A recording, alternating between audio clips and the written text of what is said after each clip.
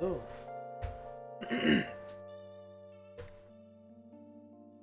Okay. Abend. Wechsel ich mal? Oder?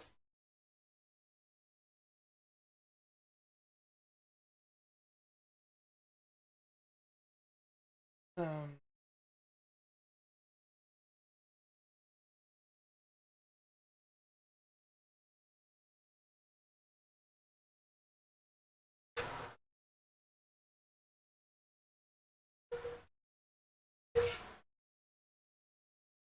Kann ich angeschlossen.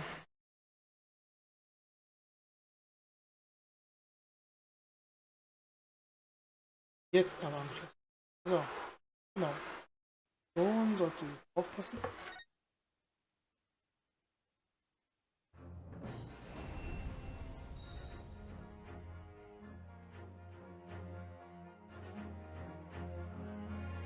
Lauter.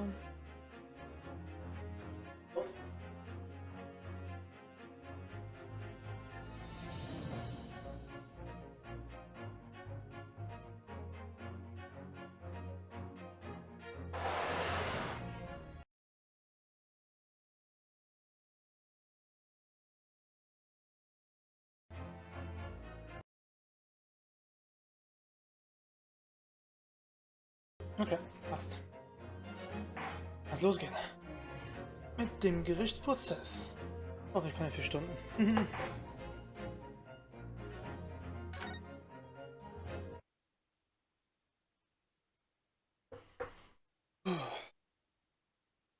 Wieder im Gericht.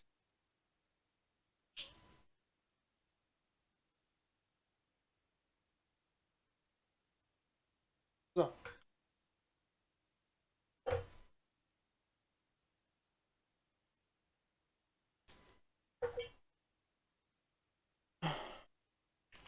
Second November, 9:20 AM, the Old Bailey Courtroom.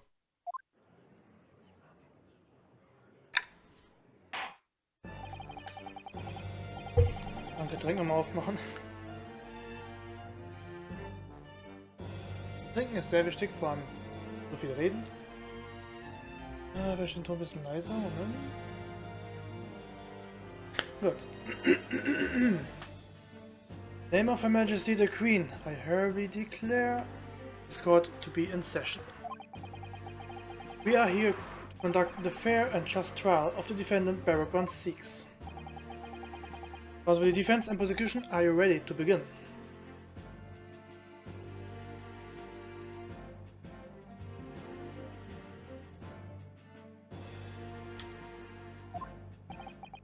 The defense is ready, my lord. The prosecution is more than ready. Oh, Kazuma-sama. I've been wishing to see you in court again for so long. It feels... But I never pictured it happen like this. I never thought it would be facing you behind the prosecution's bench. The so-called Reaper of the Bailey has been the scourge like no other, undermining Her Majesty's justice system. Today we must uncover the truth behind this scourge. In other words, this trial is going to be a lot more far-reaching than Inspector Crackson's murder. The truth revealed by these proceedings may have unpredictable repercussions to the judiciary. Accordingly, they are to be conducted as a closed trial with no members of the public present. By Her Majesty's direct orders. How will that work, my lord? The burden of arbitration and adjudication falls on my shoulders. Therefore, as you will see, the jurors' bench shall remain vacant today. No members of the public are present. Might I ask who is currently occupying the gallery, my lord? There are members of the judiciary here to witness proceedings and ensure an equitable trial. Members of the judiciary? Oh my, it's a very unusual trial today. There's of course another unprecedented aspect of these proceedings on which I must elaborate. The counsels for the prosecution and the defense are both aliens of Great Britain.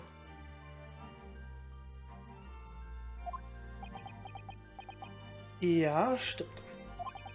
I believe it takes an outsider to see the truth sometimes. And I stand here in this courtroom now, I'm quite certain. This is the reason why I had to come to Britain. Kazuma? Very well, let's commence proceedings. Prosecutor Asogi, your opening statement, if you please. Certainly, my lord. The incident took place on 1st November at just after 5 o'clock in the afternoon. The location was a building of flats on Fresno Street on the outskirts of the city. The victim's body was discovered there in an old single-room rental property. Yes, Inspector Tobias Crackson, a name known very well indeed to this court. Not least for his miraculous resolution of one of this country's grimmest cases 10 years ago.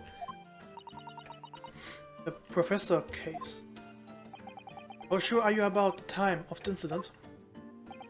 Several witnesses on the street outside heard the gunshot, and all have reported the same time.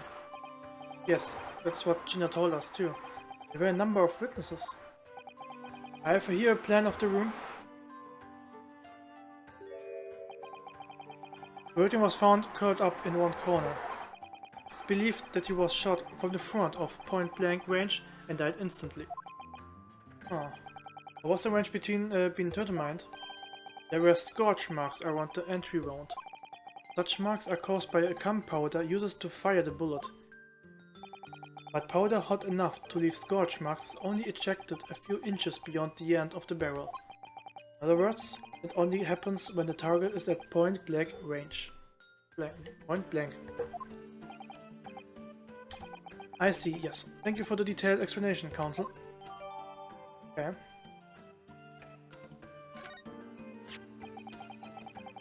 The murder weapon was found lying beside the victim. And have you managed to ascertain the owner of this firearm? No, my lord. Not conclusively. Bravo, Kazuma-sama. For not trying to use the gun as evidence when its provenance can't be proven.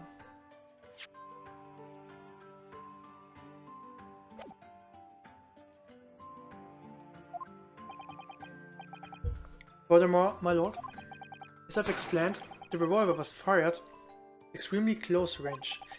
The bullet passed through the victim and struck the wall behind him. There's a candle burn mounted at that wall, and the tip of one of the candles in it was found to have been blown off by the projectile. Noticed that too, didn't we? Yes, that's right. Thank you for the thorough report, Counselor. The setting of the crime is clear to me. You will submit the plan of the crime scene as evidence, please.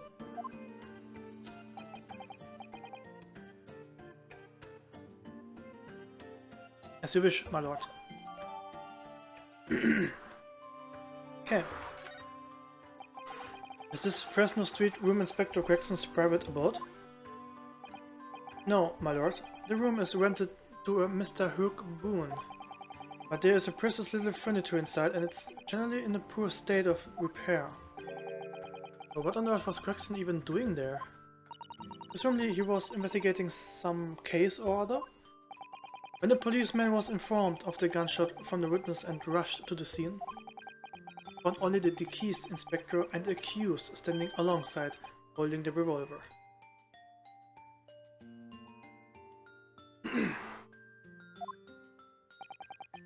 The attending officer arrested the accused on the spot. So, the details of the case are clear. In that case, the prosecution would like to call its first witness. A name, please, counsel. Naturally, the accused himself. Lord Van Zieks. As a prosecutor, he believes in the oath of office he has taken and will be compelled to tell the truth. Very well, let the defendant take the witness stand.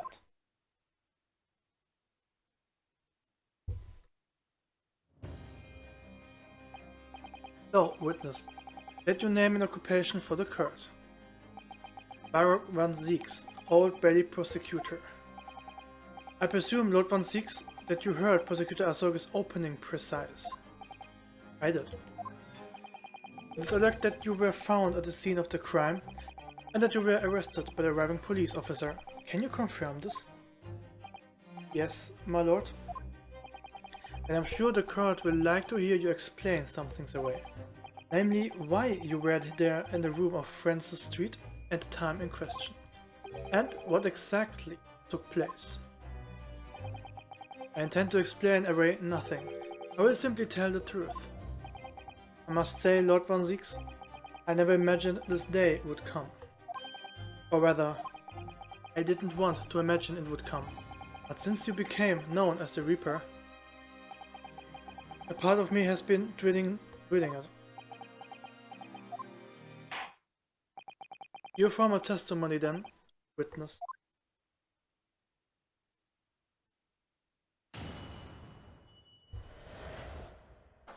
Facts of the incident. I was investigating Gregson and my inquiries had led me to that address. When I first entered the room that day, it was dark inside and I saw no one. A moment later, I heard the gunshot. I spun around and saw the revolver on the floor. Just as I picked the firearm up to examine it, the door flew open and I heard a man scream. It was only then that the body of Inspector Gregson appeared before me.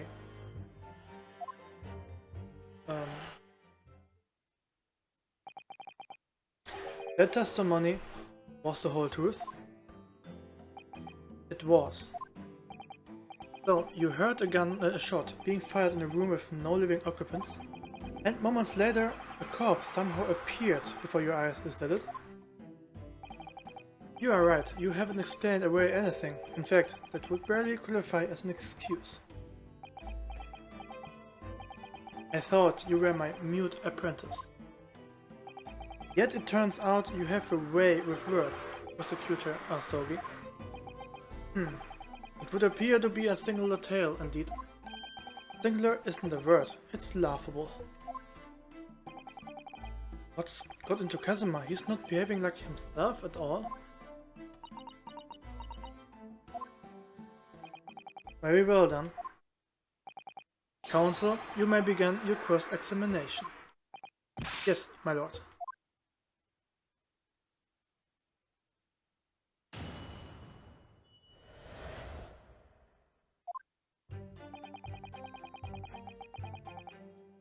Hold it!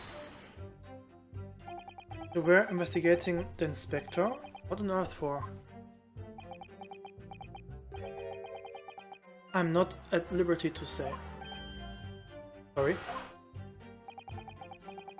I identified a distant possibility that Gregson was involved in the case I was investigating. Regrettably, though, he was killed before I could secure the proof I needed. Is it correct to understand then that on the day in the question you followed the victim to the scene? No, I was privy to this movement in advance. How? I stole into his office, into the yard, and consulted his diary. The address on Franklin Street was noted in the 5 p.m. entry. You illegally entered the man's office? Japan, that alone would constitute a very serious offense. As it does in Great Britain, I assure you. That not the case, Lord Van Zieks. I was aware of the possible consequences. So, in summary, you were investigating the victim, and yet, you refused to tell the court why. I didn't realize British prosecutors enjoyed such freedom to choose what to divulge under oath. Did I ever think I could defend this man?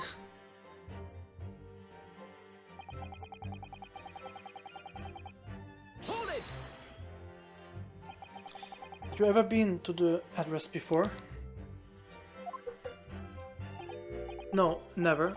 I only learned of the place as a result of my investigations into Gregson's activities. There was no light inside when I entered, so it was all but impossible to make out anything.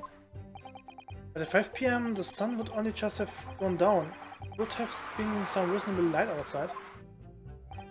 The room has a window, but it was boarded shut. Very little light would find its way into the room from outside. It was extremely murky inside. I would have noticed if the victim was already lying on the floor. There was no artificial light in the room, you say? You're quite sure? I'm quite sure that the part of the room where the body was found very dark. I have a feeling there was a small oil lamp burning on the desk, though I couldn't say for certain. Look, Mr. Naruto. There's a small desk in the room just here. Yes, I remember. There was an oil lamp on it, as well as the framed photograph. When I entered the room, I closed the door behind me and started towards the desk to investigate. And what did you find? Nothing. I never actually reached the desk.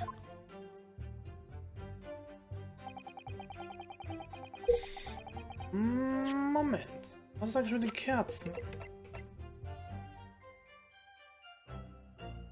Blown off.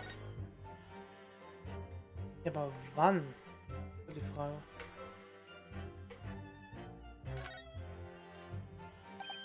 Ah, there are some black marks here. Look. Yes, they look like some sort of scorch marks. So perhaps the bullet struck the candle here, do you think? Only this one candle has been cracked in half, if it seems. Yes, I think you might be right. Firearms are really used by criminals in Japan. I'm afraid I'm not particularly knowledgeable about them. Hat es wirklich nicht an? So, who fired the gun? I have no idea. I didn't see anybody else in the room. You say it was very dark in there? Yes, that's right. All I can tell you is, I didn't sense another presence. Then could it be that the gunshot actually originated from somewhere outside the room? No, that's out of the question. Oh. Without a doubt, the sound emanated from inside the room. I could smell the gunpowder. This is going from a bad to worse. And you say that's the point at which you noticed the revolver on the floor? Correct. And I foolishly picked it up. That was carelessness on my part. Presumably then, the gunshot was heard came from the firearm that you somewhat hastily took in your hands. In point of fact, my lord, I believe it did not. What? The barrel of the revolver I picked up was cold, and there was no smell of spent powder. But then, when on earth did the gun was fired?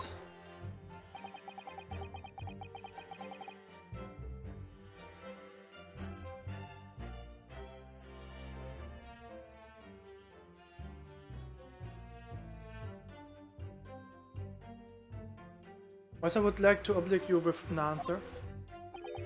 I'm afraid I can't. I too would dearly like to know that. But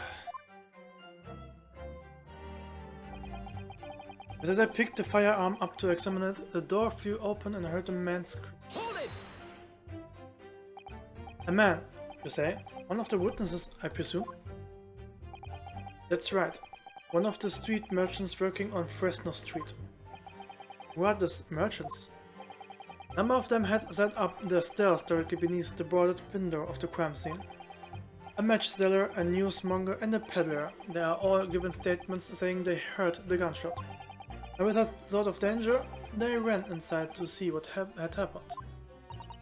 Yes, Gina told us about that yesterday, didn't she?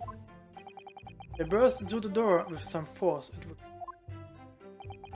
They did, and almost gave me a heart attack in the process. But you're supposed to be the Reaper. The first man to come in immediately noticed the revolver in my hand and fled. A policeman patrolling on Fresno Street heard the commotion. Was able to arrest the accused shortly after the incident occurred. Anyway, the man's scream drew my attention in that direction. What is Inspector Gregson appeared before me? Oh. Hold it! What do you mean by that? In what way did the body appear? I honestly can't explain it, but it's the truth. As far as I was concerned, the body hadn't been there until that point, and then suddenly there it was. You perhaps heard the sound of the victim falling to the ground just beforehand? At that moment, what I heard was the sound of the door flying open and the scream of the man who came inside first, nothing more. See. After the man fled, I examined the body. I was stunned to find that it was Gregson. Most curious circumstances indeed. How the inspector was killed, or how his body seemed to appear out of nowhere, I have no idea. Objection! Surely the court has heard enough. My lord, cross-examination has clearly revealed. The accused, Marigon Zeeks, is lying on multiple fronts. What is that supposed to mean? Good gracious, counsel. The defendant is lying, you say? In his testimony just now, he claims that he failed to notice the victim's body because the room was dark. That's correct. No, that's impossible. As proven by this candelabrum. How does it prove anything? If you examine the tip of the long candle, you can see it has been blown off by a powerful impact. One would assume that the projectile from the firearm passed through the victim and struck the candle. The problem comes when you consider the other two candles, which are clearly of a different length. Yes, I can see that only the candle that appears to have been struck by the bullet is long. You could reasonably expect someone to have lit all the three candles together. It begs the question of why only one has ended up longer than the others. That must be because that particular candle was extinguished when the others were still burning. Oh! That's right. When the candles was hit by the bullet, it obviously went out. But the other two candles could still have been burning, so the fact is... The victim's body would have been illuminated by the light still thrown by the candelabrum. And the accused claim that he couldn't see the body clearly contradicts those facts. And now to the next lie. There's more. The accused actually claims never to have visited the scene of the crime before. That's the truth. In that almost empty room, police discovered something very unusual. A board covered from top to bottom in police documents and newspapers cuttings. Yes, that's right, we saw it too. It goes without saying that the contents of the police documents cannot be divulged. However, they included a number of reports from various historical cases, oldest of which was from 10 years ago. 10 years ago? This is starting to sound familiar. And there is a common thread linking all of the documents on that board. Indeed, what is this common thread, Council? They are related to cases prosecuted in court by PanimeKun 6. All of them?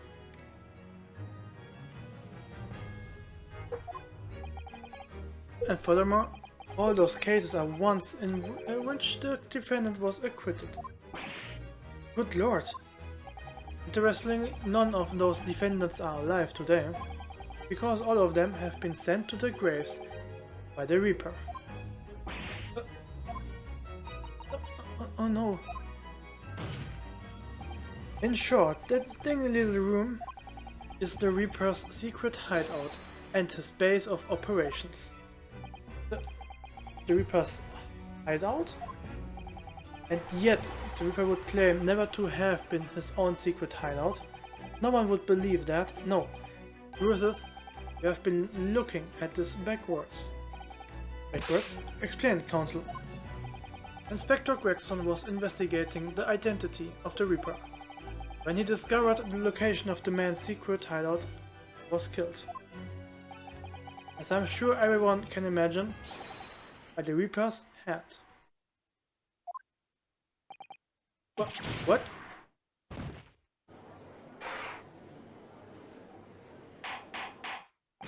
Order, order, order! Very well, I hereby state the current opinion of the court. PanimeKun 6 is an outstanding prosecutor who has rendered great service to his country. However, it is with deep regret that I must concur with Prosecutor Asaru's contention that the defendant's testimony exhibits a number of stark inconsistencies but the known facts. What I have done is state the truth as I know it. Hassan has done a brilliant job as ever. He's drawing on his experiences as a defense attorney to build his prosecution's case. He is formidable. Counsel, you will submit the board that you just showed the court as evidence. I believe it's to be fundamental in establishing the facts surrounding the Reaper's existence. Thank you, my lord.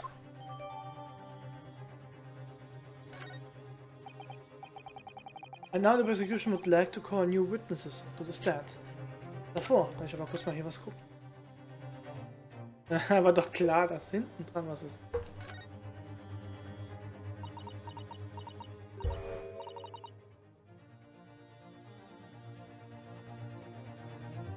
Oh, what's this? Mr. Noble, look! Oh yes, it's a smudge of some kind, in fact. It looks just like a handprint. And the color? It's blood, isn't it? Oh dear, how disturbing. Stimmt, Savvy. Aber für was? Mal sehen. Witnesses who saw events unfold on the day in question.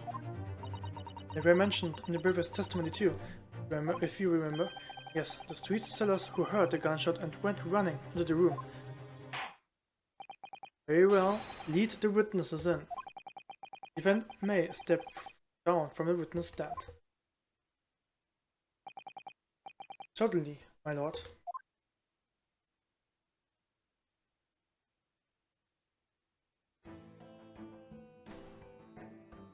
Nicht, dass... Oh.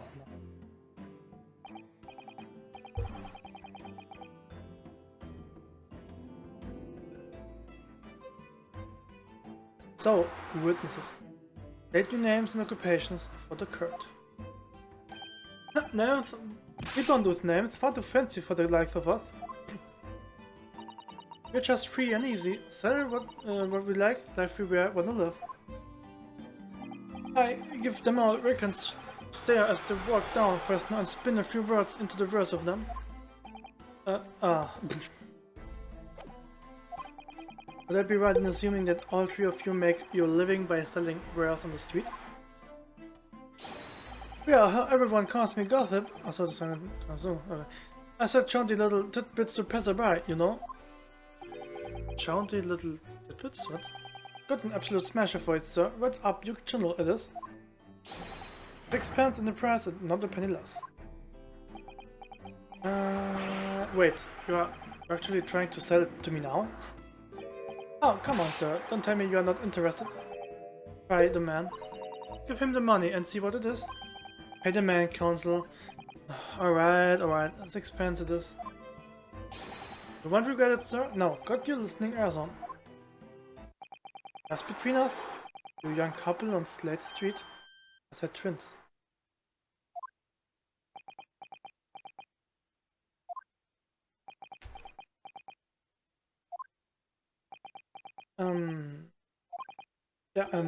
Is that it? No, that's not it. It's gossip, isn't it? Wants to spread, but that's a bit up to you and your mouth, of course. I've got more, you know. Want another juicy one? 6 pence a piece it is, if you're curious. I am curious, yes, about what's going on just under that fat bottom lip of yours. I mean that unusual bruise of whatever it is that's poking out from under your collar. What about the next witness then? What name do you go by and what do you sell? Me, I'm Venus, that's what everyone calls me. Funny, isn't it? I sell this lovely little fireworks to all the local schools, kids. 6 pence a pop, what do you say?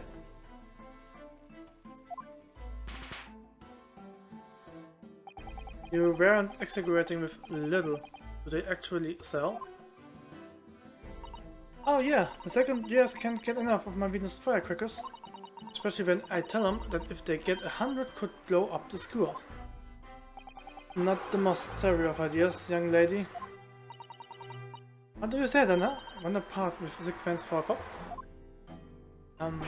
But wait, what? Do you want me to buy one? Tell you what, I will let you in one little secret. You get 100 of them, you could blow up the whole courtroom. Buy the woman, give her the money and see if she's right. Pay the woman, counsel. Alright, I will buy one. Lovely stuff, right then. Something a bit extra just for you. Oh, what? Souvenir special, only 600 pence. 600? It's 100 of my regular fireworks. Nothing little about that, it's there. And there'd be nothing little about the punishment if I blew up the old belly either.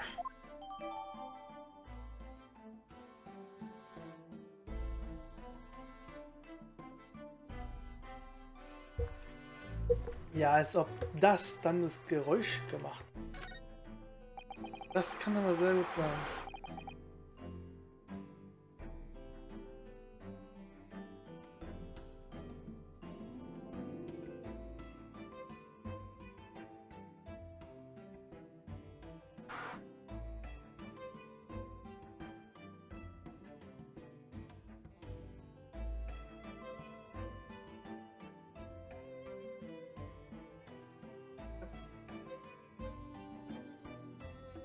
And the last witness, what name do you go by and what do you sell? I'm the thinker, me think all sorts of thoughts, I think, therefore I am. I am therefore, I think. Okay.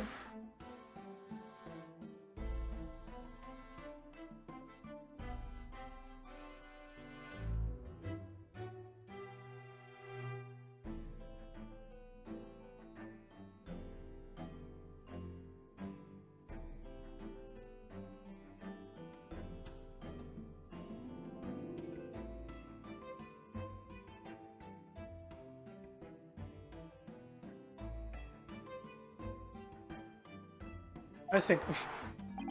Because I stand there on the street watching the world go and about me. They call me the observator. Get out of it, old man. Everyone calls you sandwich and you know it. So you don't actually sell anything? The problem shared, the problem halved, as they say. I give advice. I do, and think what it means. I don't actually sell anything. No, come to think of it. Pity. No more purchases today. Well, we have quite cast here, it seems. They conduct their business on Frenzo Street from morning until night, my lord. And always in the same place, directly adjacent to the crime scene. I see. And thus they heard a gunshot, I suppose. Not only that, but they very prayerfully ran inside to see what was going on and witnesses the crime. I will be bigger than I thought, just between us. Venus de Milo, what am I to do? What a terrible thing I saw. What I think is, if all what we see is light and shadow, playing with our eyes, is any of it real? Oh man. Very well. God will hear the formal testimony of those three witnesses now. We will describe in detail what you witnessed and heard at the time of the incident.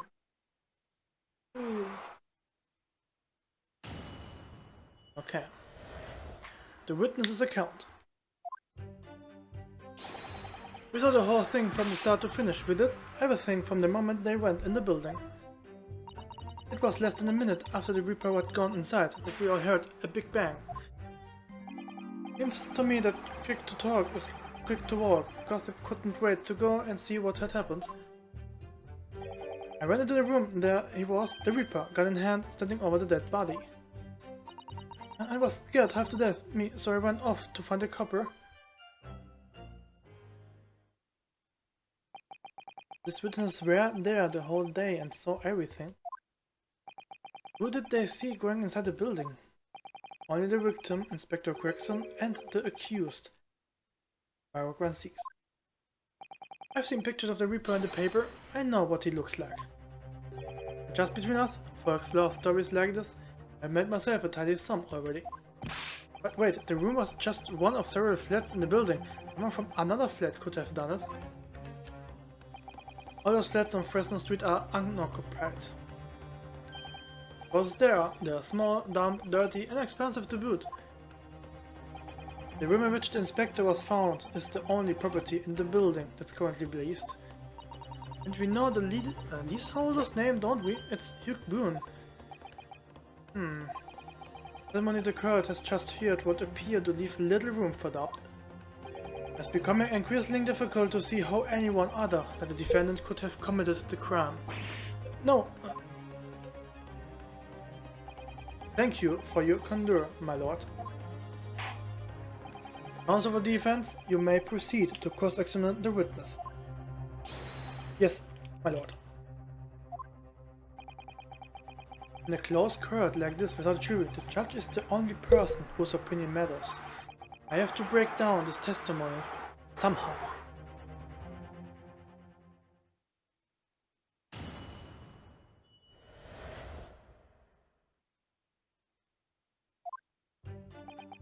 We saw the whole thing from start to finish. We did everything. Hold it! And you say they. What? Who do you mean exactly? Inspector Gregson and the defendant, Lord Van Six? I suppose so. The likes of those don't know the names of the high and mighty. But I will tell you one thing. It was the old Reaper that went in last. That's for sure and certain. Was behind Inspector Gregson? Did they arrive at the same time as each other? No, not at all. The first fellow must have gone inside a good 15 minutes before we heard the gunshot. The victim arrived 15 minutes before. Are you sure about that? I'm sure. Does it seem likely that I've forgotten a fella with red white hair like that, does it? Yeah, his hair really were red, weren't it? Redder than my flaming fireworks even. That fiery red mob still burned on the inside of my eyelids, it is. Wait a minute, you're saying the man was redhead? Red, you listening, John? Aye, he was a redhead, and he had a big trunk with him as well. But Inspector Crackston's hair isn't red. Not by any stretch of the imagination. Seems likely that the person you saw wasn't in fact Inspector Crackston at all, but some other third party. No, I had to break it to you, but the witnesses are correct. What? Let's have a look at this photograph of the victim taken at the scene. Yes, that's...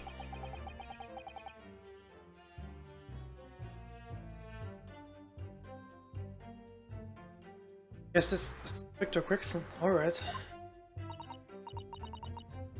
And a red hairpiece. Of course, we saw one off the floor when we was there at the scene, didn't we? I will refuse to believe Inspector Crackston wore a hairpiece though. But then why on earth would he have been wearing something like that? The color this doesn't suit the man, one might say.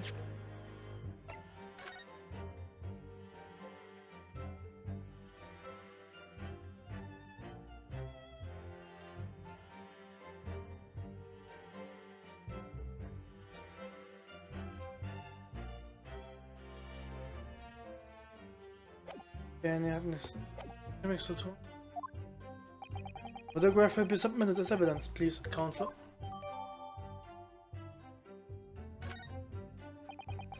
What become of the trunk that the red victim was still carrying?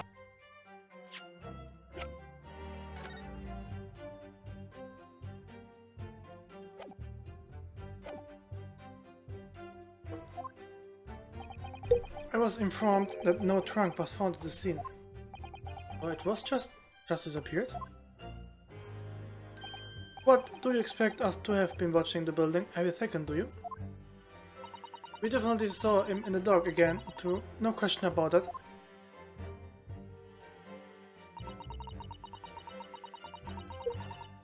Hold it!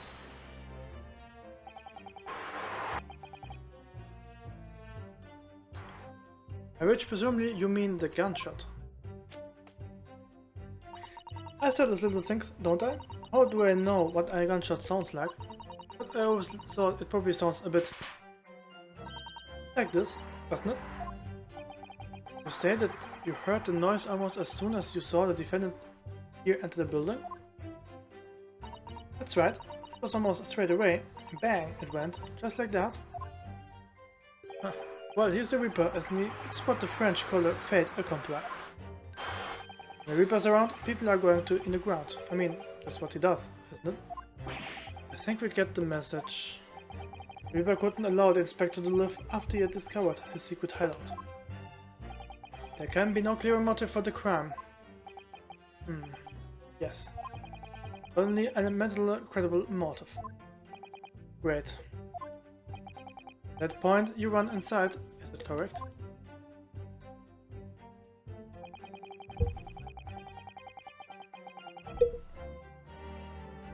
Hold it!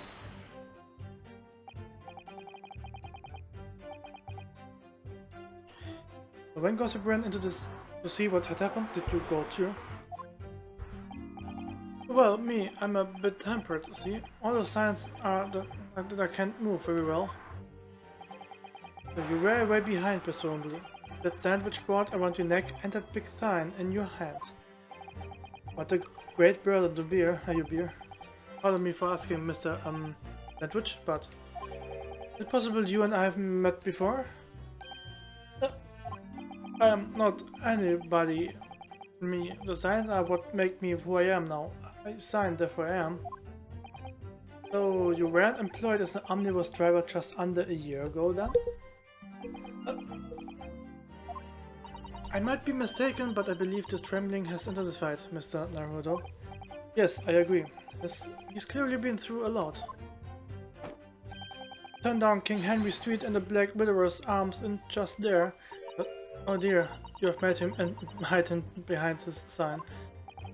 Life is full of surprises. I entered the room and there was the Reaper, gun in hand. Hold it! So then, you were the first person to arrive on the scene, is that right?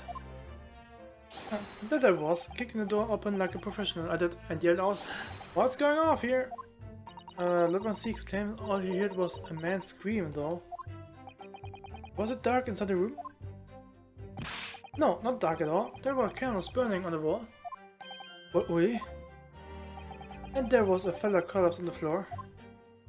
That's between us. It's the first thing I noticed when I got inside. Ah, I see.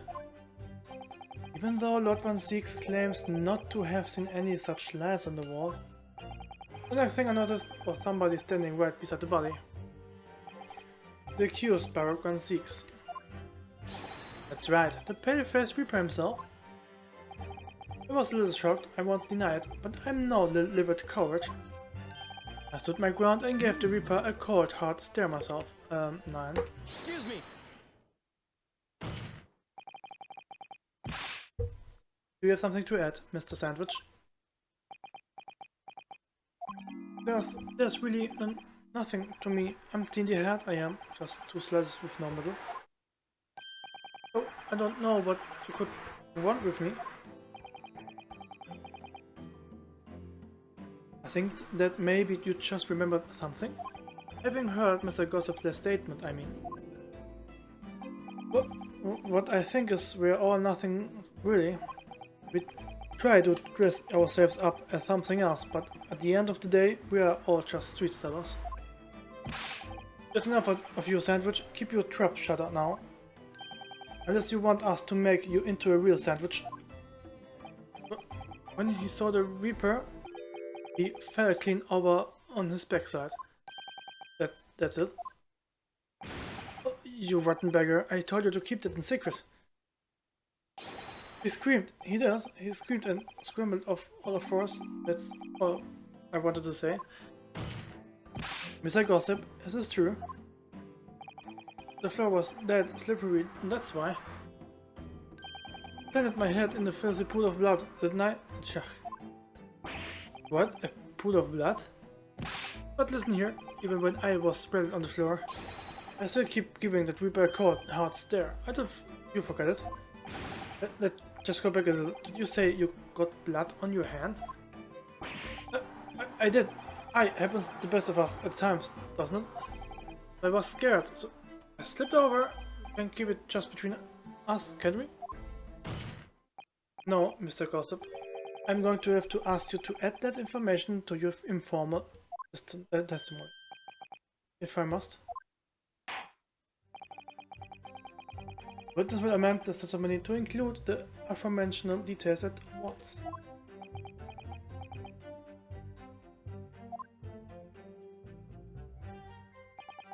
I slipped over and got blood on my hand, so I quickly wiped it off on the floor.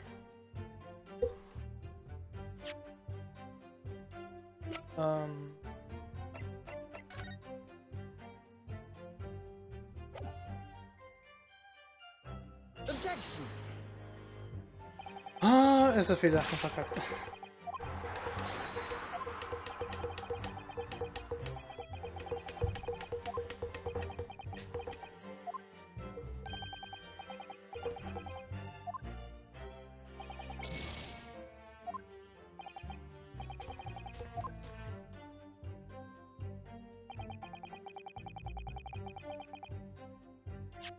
Okay, also ja. Ich glaube, das war doch der andere Beweis. Ja, ja.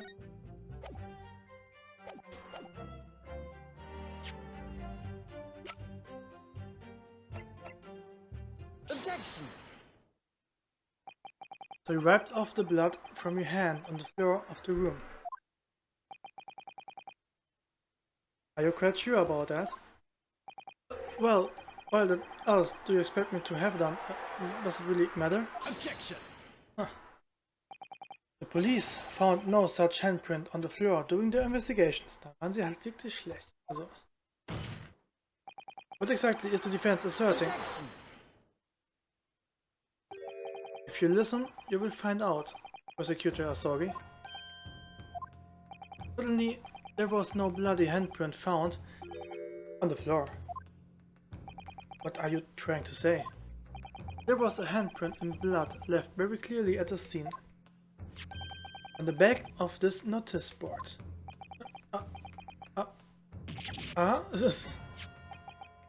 Yes, indeed, indestructible handprint and a distinctive color of blood. That's right, that's the right hand. I would know it anywhere. Objection! Witness Harry definitely testified that he wiped his hand on the floor. Any handprints on the back of the board are irrelevant. Objection! Not if the board itself had fallen over on the floor. In that case, it's quite possible for the witness handprint to have ended up there. Just look at the floor plan of the room. The notice board was in the opposite corner of the room, the victim, and in an upright position. Even if it had somehow been toppled and was lying on the floor at the time, it would have been a considerable distance from the body. I fell over when I came across the body. I was supposedly right next to the corpse, not on the other side of the room. In other words, the defense's assertion contradictory. Yes, it is. It's a very definite contradiction here, for which there must be a reason. Takes it that you formulate a proper hypothesis, Counsel. Regarding this apparent discrepancy between the witness account and the handprint found at the scene. I have, my lord. The discrepancy between the witness account and the location of the handprints is explained by...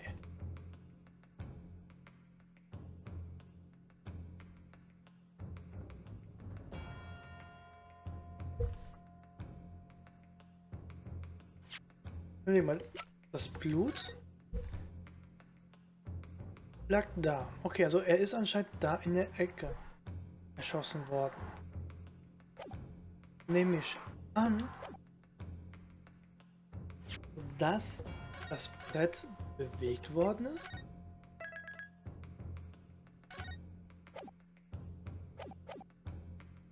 Er hat falsch ausgesagt, aber er hat gesagt, er war neben der Körper. Ich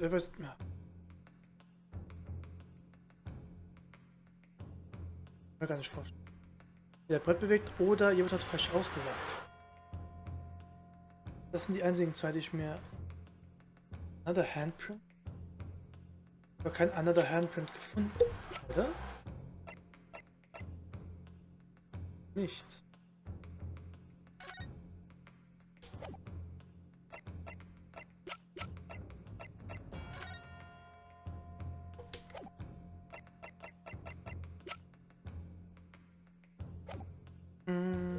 The board moving. Das kann sein. Aber warum? Was muss, glaube ich. The real contradiction here is the handprint itself, not where it was found. The court can see it upside down. Also right hand muss auf jeden Fall gelegen haben, ja. Good gracious, so it is. The witness had put his hand against the board. The finger should be pointing upwards. Okay, das habe ich jetzt nicht gemeint, aber ja. What does that tell us?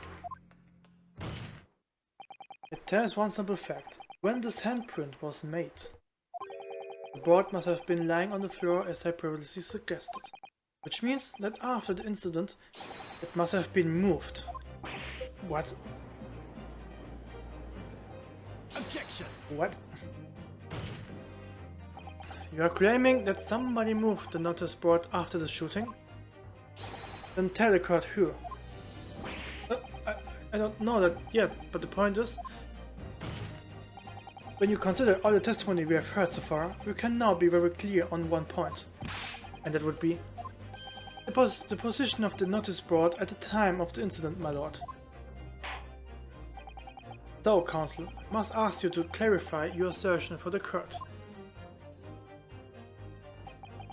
At the time of the incident, where do you maintain the notice board was suited? Sie meinen wahrscheinlich vor der Leiche. Take that! This is the only possible location. Ja, ich habe ihn zwar weiter rechts, aber ja, okay, alles gut. Immediately ejected to the doorway. After court will think back to the testimony given by the defendant earlier, he said that when they entered the room it was dark. They couldn't see the body. Yeah. If the notice board had been there, the body would have been completely hidden from view. As the light from the candles would have been blocked, making the room appear darker. Objection. But the accused also claims that the victim's body was simply appeared before him. That's true. Or in these precise words, just as I picked the firearm up to examine it, the door flew open and heard the man scream. It was only then the body of Inspector Gregson appeared before me.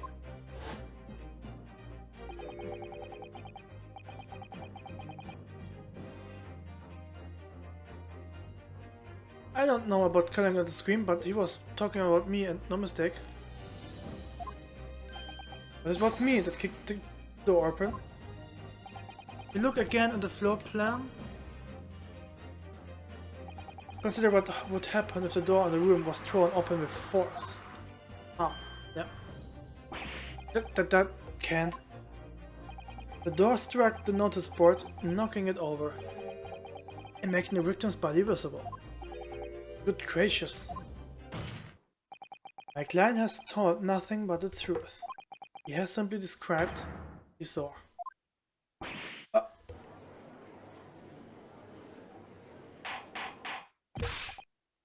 Order. Counsel, how is this not count to light before now? After the incident, somebody must have righted the board and moved it.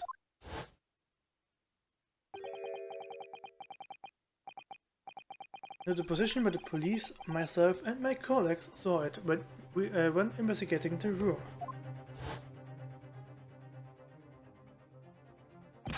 Witness, what have you to say for yourself?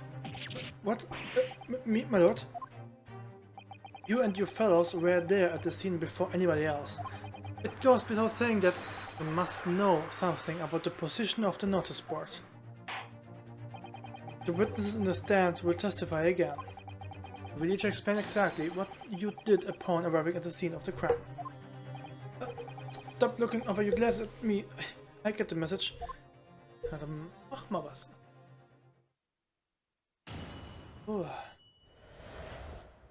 Anstrengend.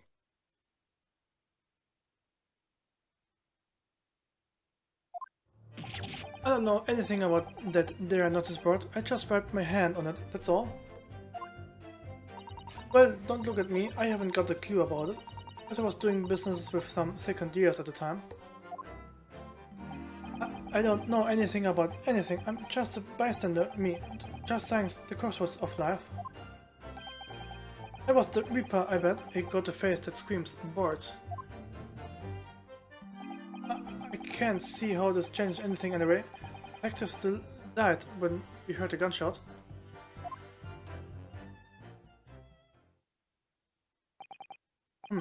So none of you can elaborate further.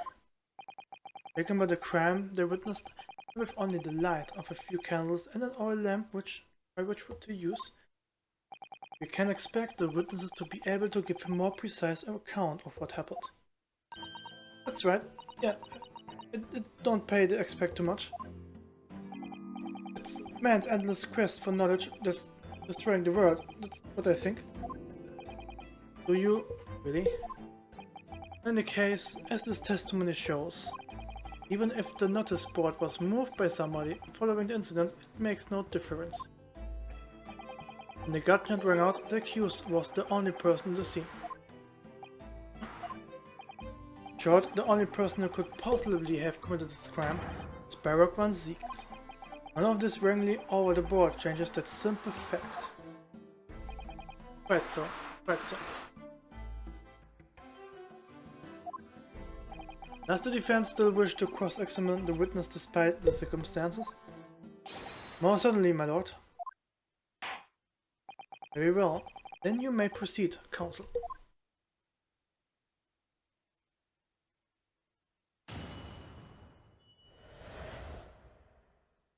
Mystery of the moving board. I don't know anything about the notice board. Hold it!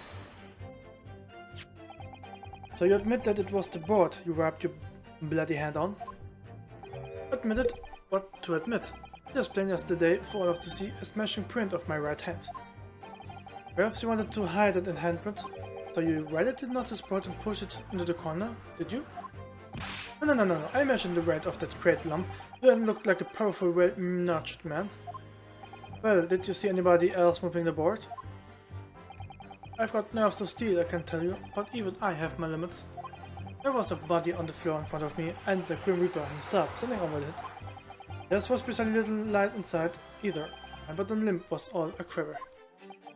The words, this witness is unable to give definitive testimony on that point. Yes, so it would seem... Madam, look at me, I haven't a clue about it. Hold it! When you say you were doing business with them, you mean you were selling them fireworks? Yeah, what else? There's the Prairie School just around the corner, you see? Those cheeky little so-and-sos have got a plan to blow the school to Kingdom Come. Ah. I've been telling them, letting the teachers know what they're up to. Oh, you have? Yeah, wouldn't be, want anyone to get hurt, so I let the school know the kids are playing with dodgy toys. Then, praise the Lord, the teachers take all the fireworks of them. Then, praise the Lord again, the kids all come back to me to buy more. Everyone's happy, see? What a record. Of course, and sometimes the teachers give me a little bonus to thank me for letting them know. It's a busy old life, selling explosives. And this is a cheerful goddess indeed. Well, telling bare-faced lies is a kind of my thing. Really, well, telling bare-faced lies is kind of my thing. Really, I'm ever so good at it. Excuse me. Something wrong, Mr. Sandwich? If I said it was, could we just leave it at that? Would that be the end of it? No. Did Miss Rayner's statement just now bring something to mind, perhaps? Philosophical thoughts? Deep philosophical thoughts? Huh? Let's say there was a great liar, and that great liar said, without betting an eye, telling bare-faced lies is kind of my thing. I'm even so good at it. Who those words appears to be a lie too, or the truth? In which case, she's not a liar. Oh, it's a hellish paradox, that one, don't you think? I'm not totally sure, to be honest. But it seems to me you're suggesting Miss Venus has been lying, are you?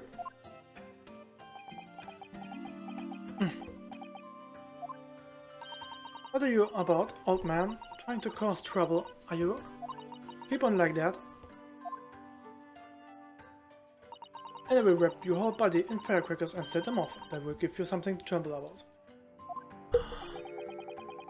You have a startling, disturbing mind behind that sweet and innocent face, young lady. So Miss Venus has lied in the testimony. Is that what you are saying, Mr. Sandwich?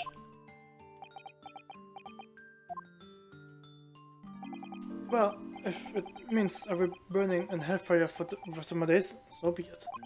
Yes, that's what I'm saying. Can you elaborate, please, sir? I'll grab a moth here, headed for the room where the gunshot seemed to come from. But there was someone else who crept up the stairs behind him, too. That's right. Rotten liar over there. Hehe. Chanai. Do you mean to say that you did in fact betake yourself to the scene of the crime after all? What did I tell you, huh?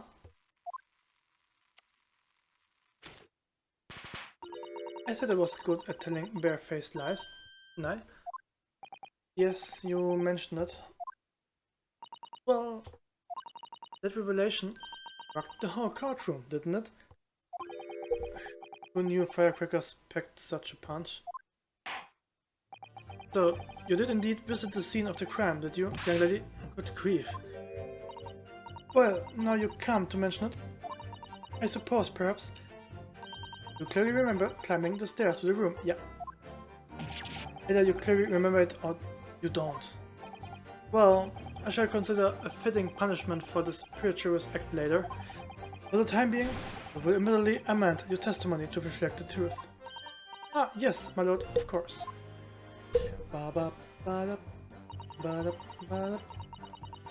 Maybe I did sneak along behind gossip and have a little peek into the room where it all happened.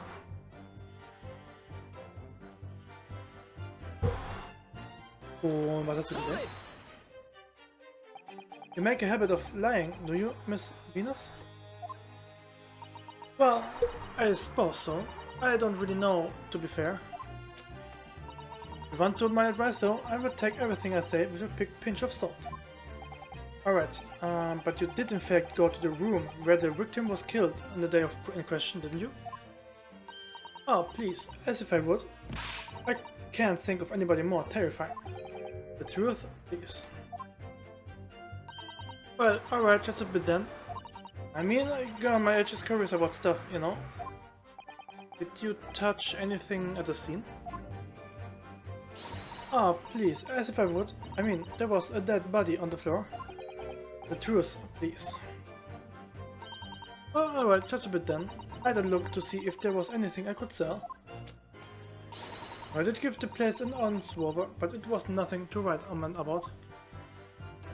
Alright, now I hesitate to ask, but you didn't move the notice board by any chance, didn't you? Oh, please, as if I would touch anything like that, just a few bits of loose change is all I had. The truth, please. Well, alright then, I thought there might be something worth having underneath it. But that's the flipping thing. Sorry, flip the blasted thing. You telling us that you did move that board? I think that did slip out, didn't it? What? You daft one? I don't believe it. God doesn't think. So, did you find anything then? Something that you might have taken perhaps to sell? Oh please, I should be so lucky. The truth now. I might have found this old pocket watch under the notice board, I suppose. Just a bit of junk like this can't be worth much. So it was you, was it? You're the one who took it? Gina? Young lady, may I remind you where you are? That watch there, it was a present to Inspector Gregson from the yard for a big case he solved 10 years ago. The professor case, no doubt. It was used to wind up every evening without fail, but she was waiting for a scrub to come to the pub. I see. I swapped it off and once I believe he was upset. It gave me a right earful. Said it missed a day in the last 10 years, polishing it and winning it. It meant the world to him, that watch did. Possibly not the best thing to go divvying for them. That's not all that, though. So, I took it to Jappers that night to ask how much it was worth, but the old dealer wouldn't touch it. Wouldn't give me a penny for it, said it wasn't working. Knocked about and worthless, he called it. I knew I should have lifted it.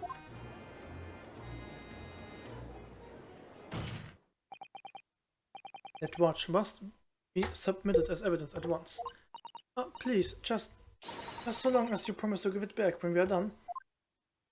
Not a chance. I'll swap it from you if you try to get your crabby mitts on it again. Enough. Hand the watch to the bailiff forthwith. Now, children, watch your manners. Good lord. This appears to be broken. More than likely, it shattered when the inspector was shot. Doesn't tick anymore either. Which is why Jabbers didn't want it, but a waste, huh? Yes, indeed. It appears to have stopped at the hour of 5. Exactly when the gunshot was here then. Support the prosecution's claim, of course.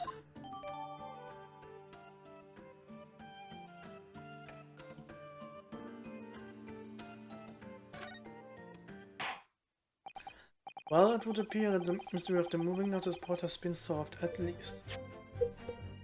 Oh, wow.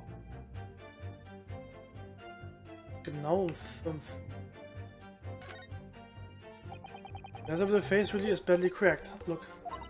It's a shame when the inspector clearly look after the car so carefully. Imagine Mr. Sholmes could repair it, don't you? Yes, I should think so. You're adapted to things like this. A useful man to have around, in fact. But can you remember that it's the great detective, Mr. Naruto, not an odd job man? The tiny little stub sticking out from the small hole. Here, look. Suppose there must have been a little knob or something on that for setting the time. In that case, seeing as we know the inspector took such good care of this watch, probably broke when the incident occurred, didn't it? Yes, of course. Would mean that there's a small part of the watch still at the scene, maybe?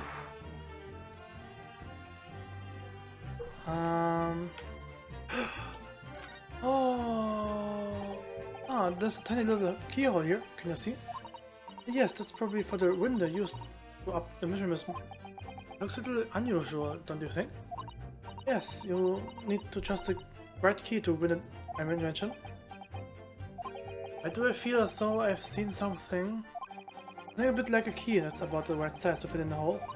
It would be wonderful if we had a key. Let's check carefully over what we have already found. Ja, wir haben es doch schon gefunden.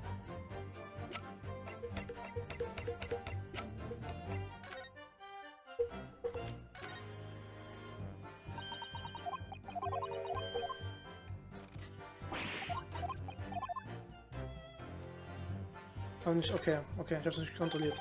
Mr. do you think perhaps this key would be the key for Inspector Gregson's watch? Oh, yes, it could be. Let's try it at once. There's not a moment to lose.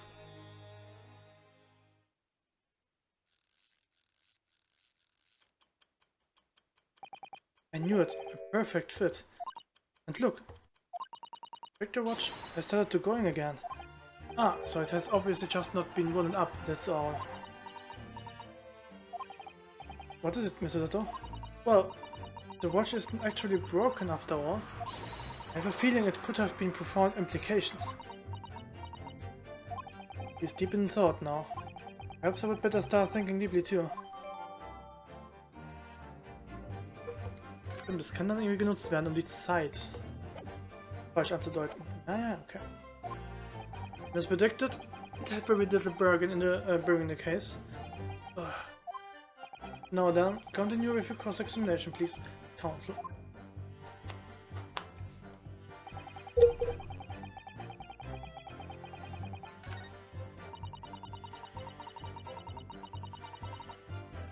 Okay, ich kann nichts was sagen. But you did go to see what happened in the room, didn't you? Princeton Street is my whole world. All I know, and I know all of it. I have to make it my business to know if I want to hold my sign up high. Oh my god. Okay. So you did go to see what had happened? It's not the destination that's important, it's how you get there, isn't it? Did you notice the notice board in the room? If you think about it, we are both the same species, aren't we? Both different members of the sign family. So if I spotted it, I might have tried to trip it out in a sense of February element. Someone really needs to tell you that you are a Homo sapiens, not Homo sapiens. Does it mean that you didn't notice the board? I can only repeat what I said before. I don't know anything about anything, I'm just a bystander, me. Just a sign of the crossroads of life.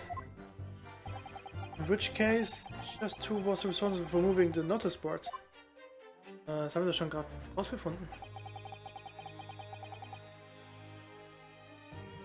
Wir haben noch rausgefunden, dass sie das war, oder? Hä? Ah, nee.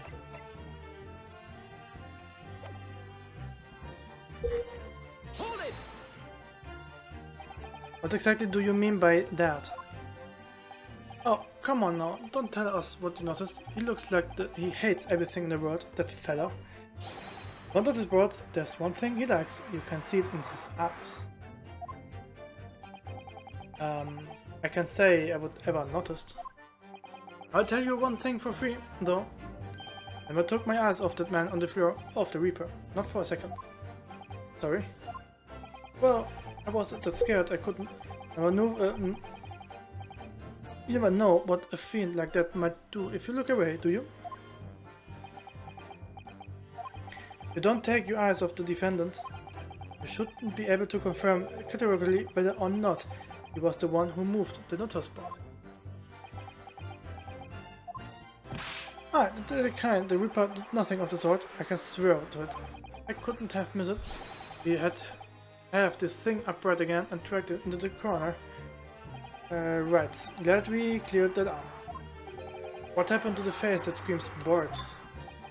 I feel your pain, Kazuma.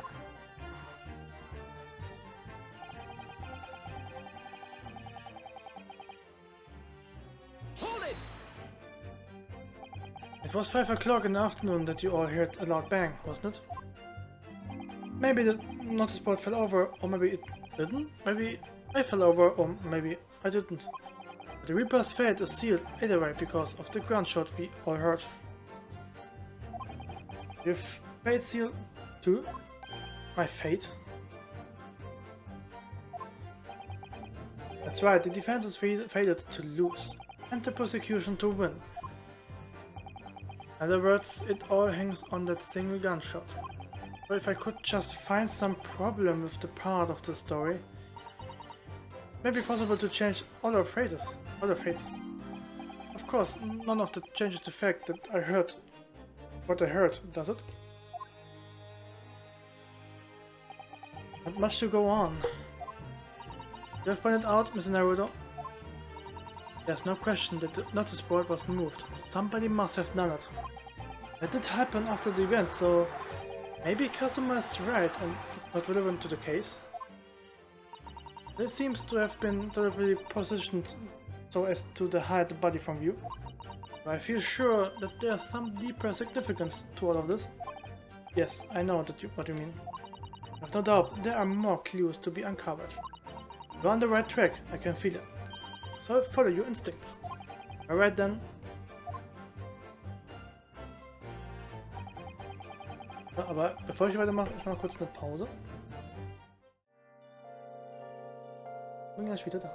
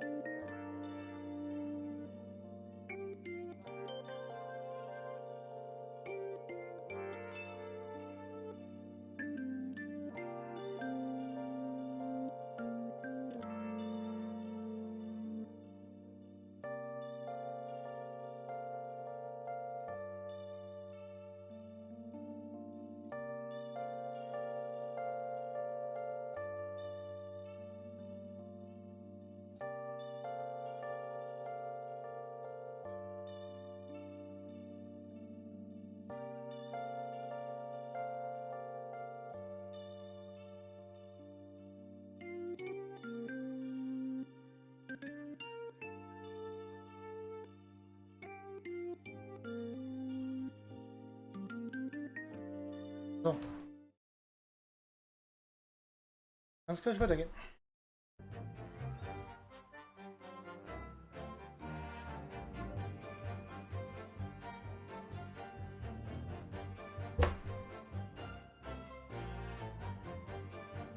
So. Oh.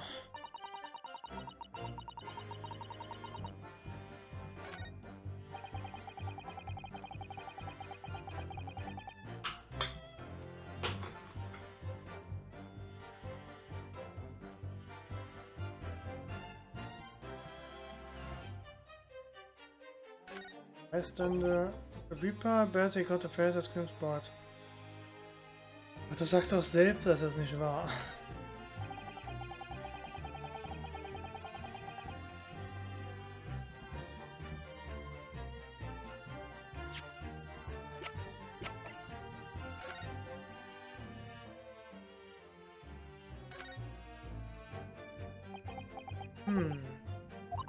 Have you had an idea? Naruto, you're staring at the end of the staring at fireworks. Maybe that is the Venus special. I was wondering what 600 pence worth of firework would sound like. Have you found out? What? But she said it could blow up the courtroom. Alright, that was a fairly sizzle bang. Ears are still ringing, Mr. Naruto. Sounded almost exactly like... Natürlich. Natürlich. Objection. Natürlich nicht. Verdammt.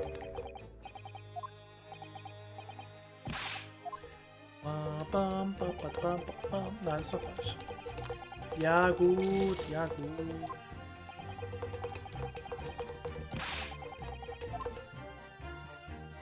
Ich lag falsch. I know, I know.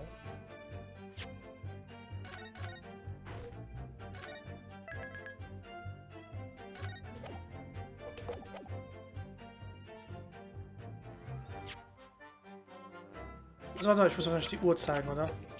Oh, komm, okay. I'm afraid that's not necessarily the case. The scene, we found this key, window of Inspector Pocket's watch. The key. And having wound the pocket watch, we discovered that it in fact still works. You see, the watch didn't stop because it was broken at all. And the fact completely undermines one of those most fundamental premises on which this entire case has been built. What? Order! Order! Order! Council? The watch stopped at almost exactly 5 o'clock. Yeah, which is just when we heard the gunshot. It is exactly the hour. The time that was showing at the watch tells us nothing other than when it wound down. Merely a coincidence? It happened to be at 5 o'clock. Objection. Even if it's true, the 3 witnesses here all heard a gunshot at 5 o'clock. But that's obvious when this crime was committed. Objection. No, that doesn't hold. Oops. Why not? Recall what Inspector Lestrade said moments ago. The boss used it up every evening without fail when he was waiting for its scrub to come at the pub. That he had missed a day in the last 10 years, polishing it and winding it. It meant the world to him, that watch did. The victim was in the habit of winding this watch once a day in the evening. You can reasonably assume, therefore, that he wound the timepiece on the evening before he died as well. Yes, that would be entirely reasonable. But if that's the case, you wouldn't expect the watch to have completely wound down by 5 o'clock one day.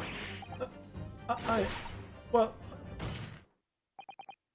Summary: the evening before the day of the incident, when the gunshot rang out in that room, Vector was already unable to with his watch. You can't mean that would stop a man running his watch if he's been in the habit of running it every single evening for 10 years. The obvious answer: that he was already dead.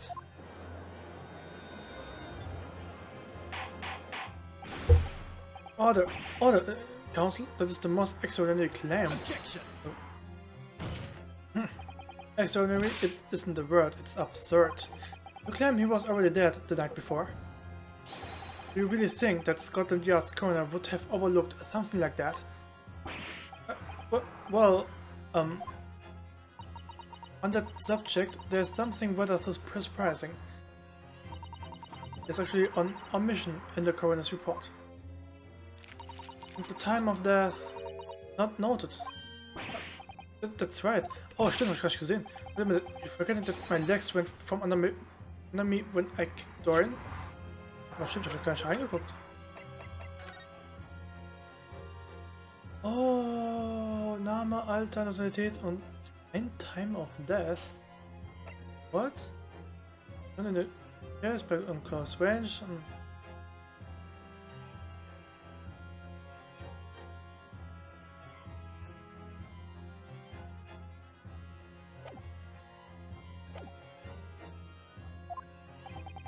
What do you mean? Like I said, I planted my hand in the dirty great puddle of blood. Yes, but the victim's blood hadn't dried. It was fresh. Catches the first, doesn't he? Objection. But the blood could be explained in any number of ways. It could have been put there afterwards. And fresh blood could have been poured over the... Objection. Does my learned friend think that fresh blood is available on every street corner? Well, it needn't necessarily have been human blood, of course. We have been told previously that Scotland Yard has no way to identify blood as human. The problem is currently being researched. At present, you are correct. It is beyond our abilities. So then, chicken's blood could have been used, for example? Suddenly a possibility that it wasn't the inspector's blood at all. Objection.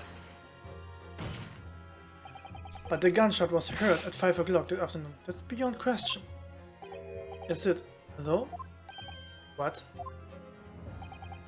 Given that the time of death of the victim was already being called into question.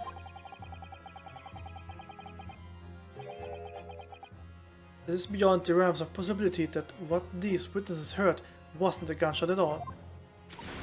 Oh yes, please, what are you trying to say? Let's not know what we heard, and it was louder bang that come from the room. No, you listen to me, a street seller's ears are his livelihood. Don't doubt your ears, sir. What all you can state, certainly, is that you heard the noise.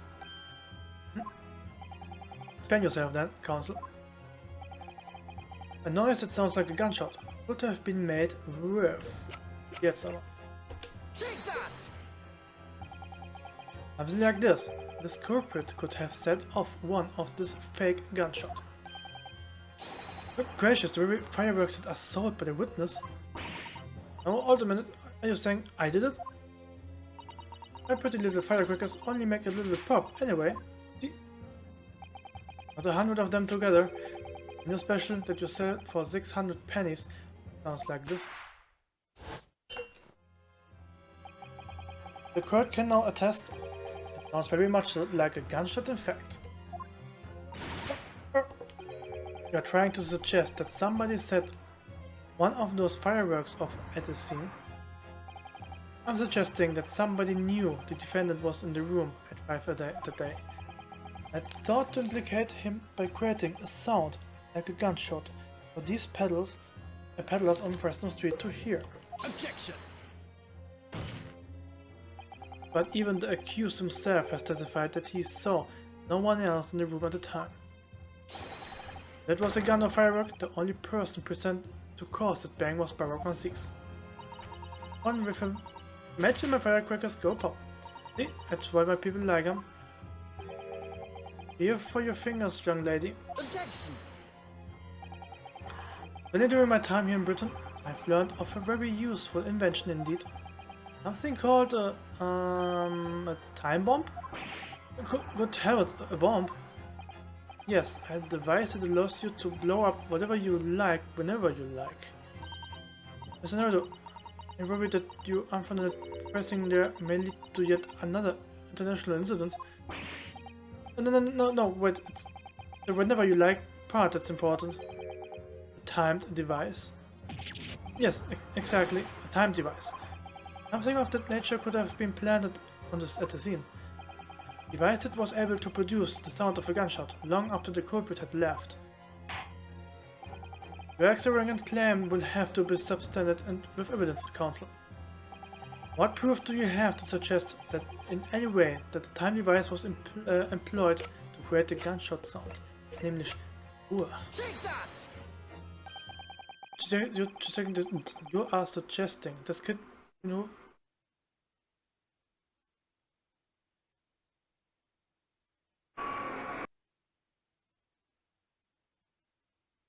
You are suggesting this could have been used as some sort of time delay device? I didn't think so, my lord, but it's becoming increasingly clear. We have all been very misguided here. Objection! Yes, by you. What? Oh shit, das war's nicht.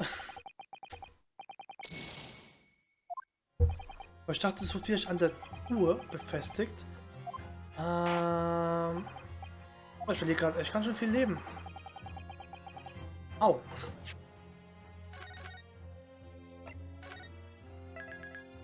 Au.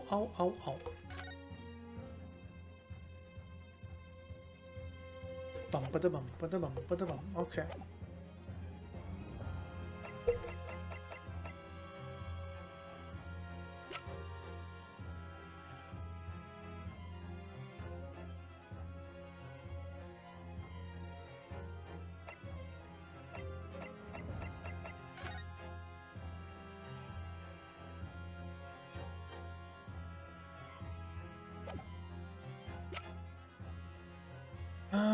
Aber es wird doch untersucht, oder nicht? Ja.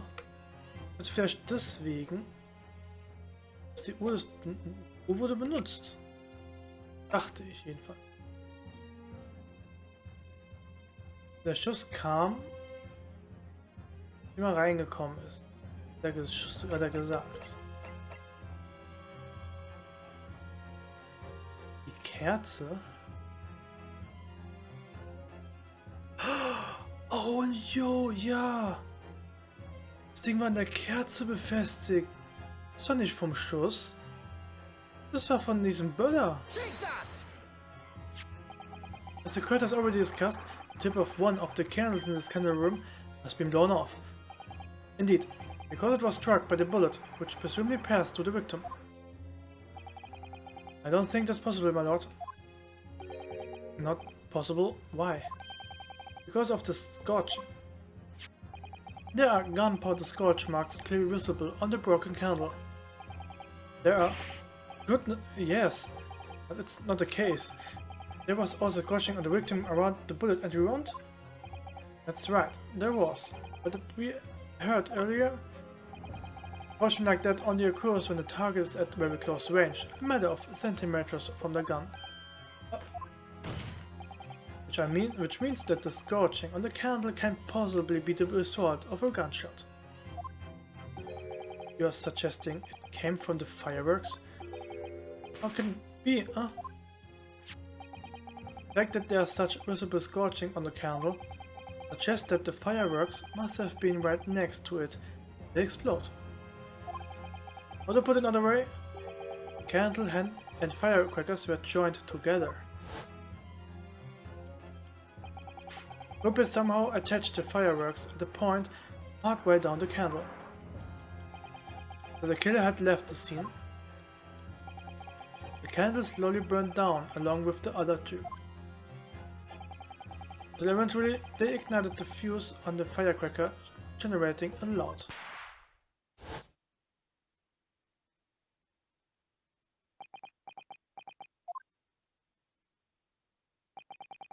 That is how the 3 witnesses came to believe. They'd heard a gunshot at 5 o'clock. What a plot. And this implies that the victim could have died earlier, that we have been led to believe. The previous day even?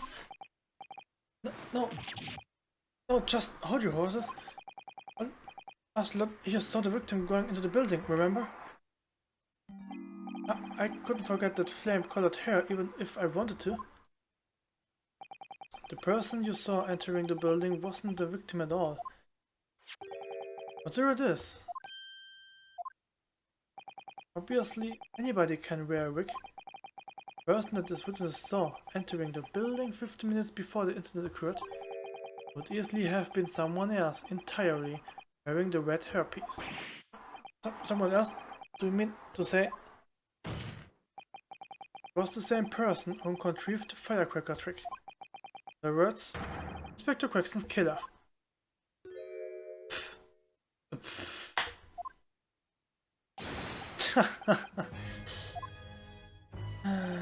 Oh, very impressive, Ryonosuke Naruto. Kazuma? I'm really quite amazed you have come this far. But after all, wasn't I the one who told you that you had all the makings of a great defense lawyer?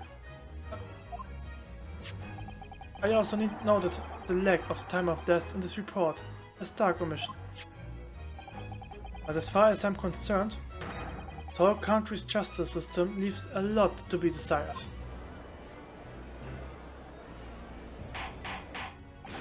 Order! Prosecutor, sorry. What on earth are you mean by that statement? Hear that many of the alleged members of Britain's judiciary are present to observe this trial today. We cannot allow even the slightest doubt to be overlooked. Defense's assertion about the time of death based on the victim's stopwatch is just conjecture. But while the possibility exists that my learned friend may be correct, we have the duty to explore it. Well, certainly I would agree with you. And what immediately comes to mind is, of course, what was Inspector Gregson doing? Where did he go on the day before the incident? Do you know? The inspector always carried out his investigation work alone. His movements are treated as confidential with Scotland Yard. Even with the Yard? However, considering the evidence we have been presented with so far,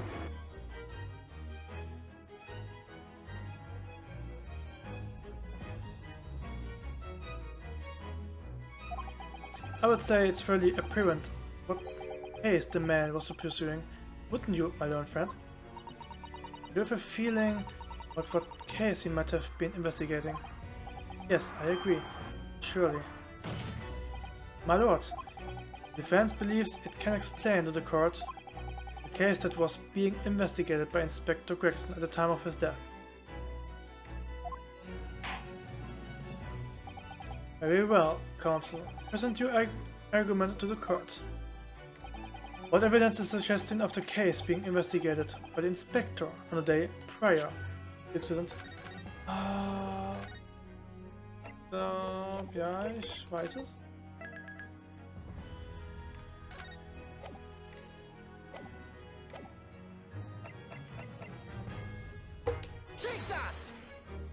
Glaube ich. I can't say that find your answer suggestive of anything particular.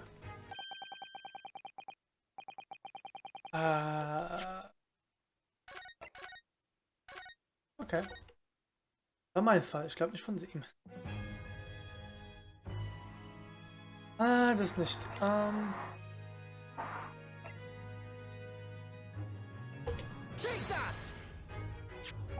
I believe this red hairpiece points to the answer. We might assume it was part of a disguise used to carry out an undercover investigation. Surely not. Such a brightly colored hairpiece would only serve to make the inspector more noticeable. Yes, that's quite true. It would definitely have made him stand out in the crowd. Except that is in a crowd of gentlemen from the Red-Headed League. The Red-Headed League? So, you had already worked it out. What on earth is this all about? Is there such an extraordinary league of gentlemen? The Red-Headed League is currently under investigation for a grand deception. Deception of what nature, Council? They have been targeting red-headed men across all of London and tricking them out of small sums of money. 2 men were arrested for the misdemeanor only yesterday, in fact. My lord, defense calls for those 2 men to be summoned at once. 2 redheads?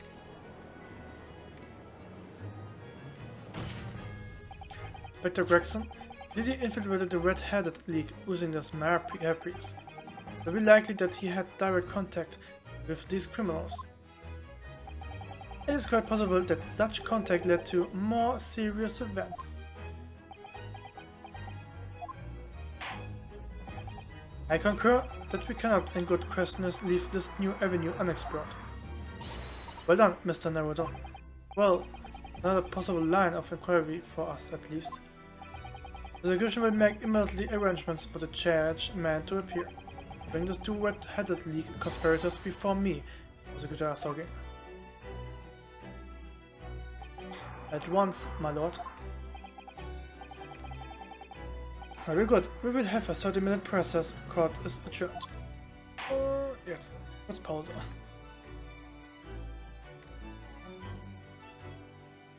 To be continued.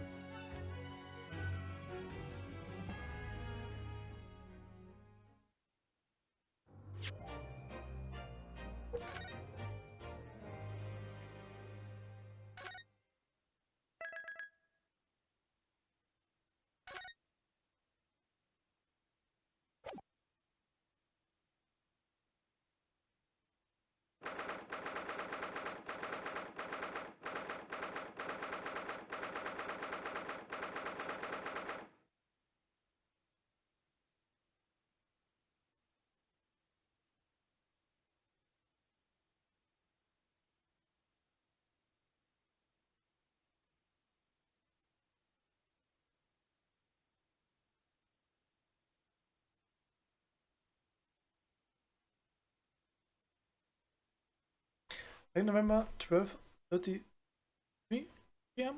The Old Bailey Defendant's Antechamber.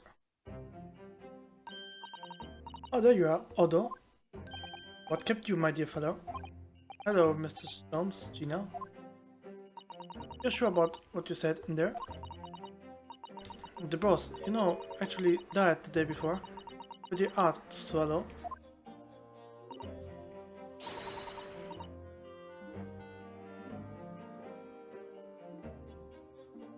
Yes, I was shocked by the revelation too, Gina. I was, as was I, possibly more shocked that both of you.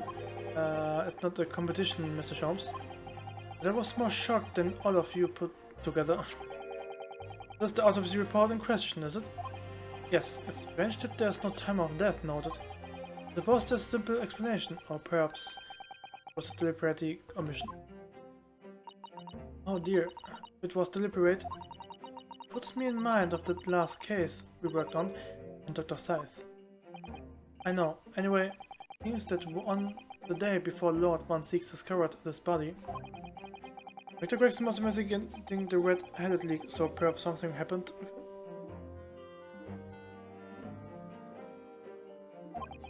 Come to think of it, you had trouble with those League men too, didn't you, Mr. Holmes? You were taken in by the trick.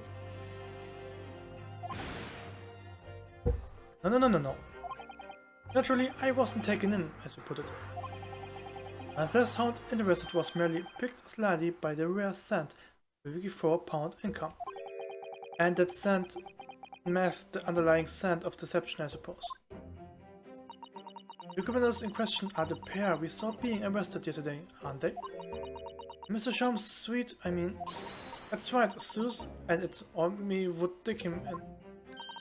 Thanks to the tip off by a good law-abiding citizen. Indeed, yours truly. So it's going to be that pair in the witness stand next, is it? Something doesn't quite make sense to me though. The day before Inspector Gregson was found, hadn't had trouble with the Red-Headed League yet, had you? Why would the inspector have been investigating them? Well, the likely explanation would be that Gregson's onslaught's hound interest was picked to the west end of a weekly £4 income. Don't time with the same process, you chumps. Yes, well, and there's the whole issue of Inspector Gregson being investigated by Lord 16 for some reason. The Reaper, the red-headed leak, Inspector Gregson, Lord 16, and Kazuma. I feel as though he knew we had arrived at this point somehow. Good, I think you're right. What's the Will trying to achieve here today? All the answers will soon be revealed. Observe at a time, my dear fellow. Recess will be over very shortly. Yes, you're right. Kazuma was determined that he should be the one to prosecute this trial. And he was determined that I should take the defense. But what is it that he's hoping to make me see, I wonder? I get the feeling we are long away. We are a long way from the end of this trial yet. Oh nein, bitte nicht keine 4 Stunden. Are you ready then, Mr. Dotto? Yes.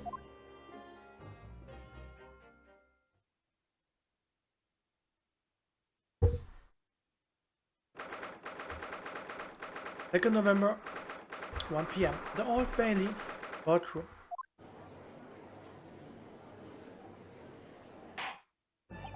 In the name of Her Majesty the Queen, I hereby declare this court to be in session again. We resume the closed court hearing of Baroque 16. Here present who stands accused of murder. Now then, Prosecutor Asogi. My lord. Have you summoned the witnesses as requested? Yes, the 2 members of the Red Hat League who planned and carried out the deception. They arrived not long ago from the local prison by police carriage. Very good. Bailiff, usher the 2 men into the courtroom.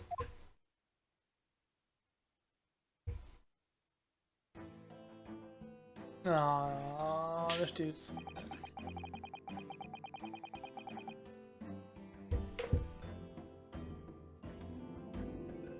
These 2 men are currently being held by the police on suspicion on attempted extortion. You may omit your occupations, but state your names now for the court. I am Fabian de Rousseau. De Rousseau? A descendant of the great de Rousseau family from Nice and France. And my name is Peppino de Rossi. I'm the 3rd son of the great Familia de Rossi, the landowners from Napoli. The 2 men first became acquainted at a boarding school for European nobility. Thus were great from Tempstic as the future leaders of Europe. But do you have any idea how bring it to be born with noble blood? Hello, I make it my mission to get the better at the world by employing the little grey cells of my brain. That's all I'm trying to do, so that's the only reason for this whole grand deception you have been carrying out? Oui, would say that. Not bad, eh? He has the grand ideas, but the petty plans. A strange combination is the charm of the hilarious brothers. See, capo?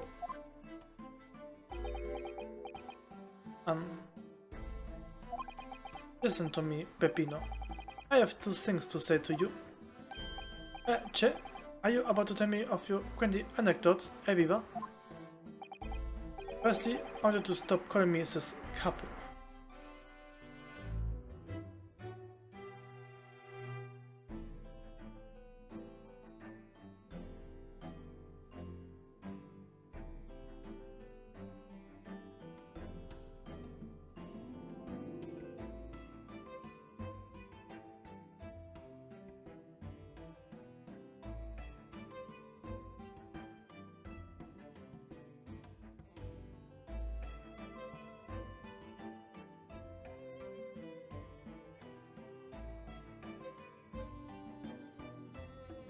Damn.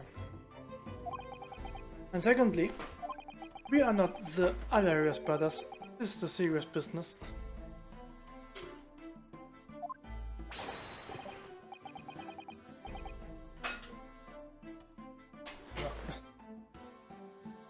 Jabello, there is the capo trump card, the forward bro.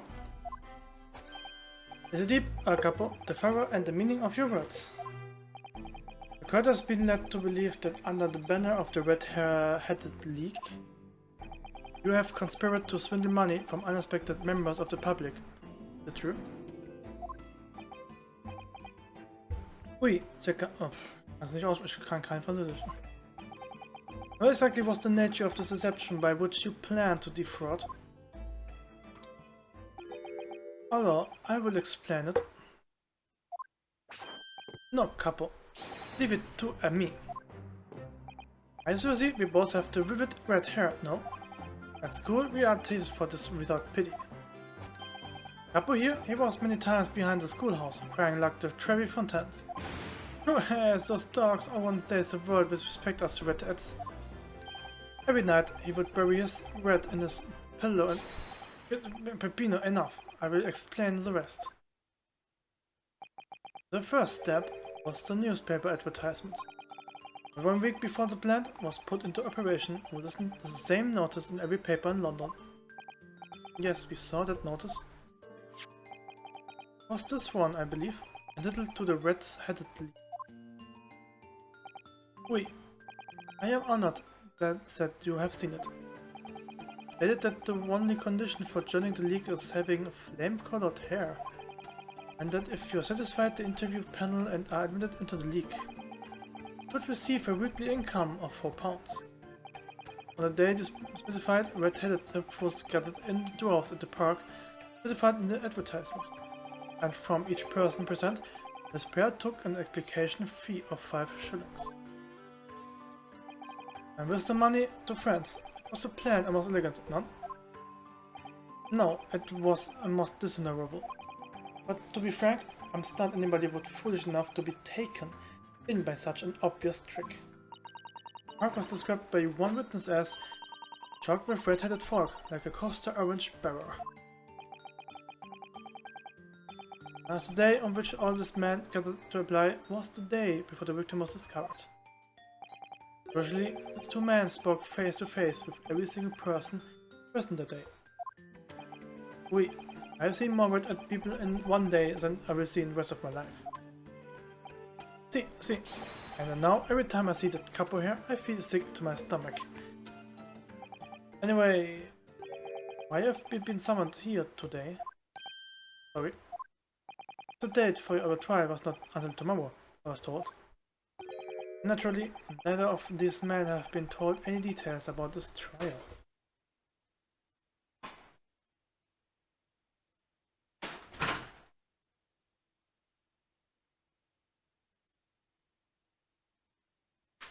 So. I've only been shown this photograph. Very good.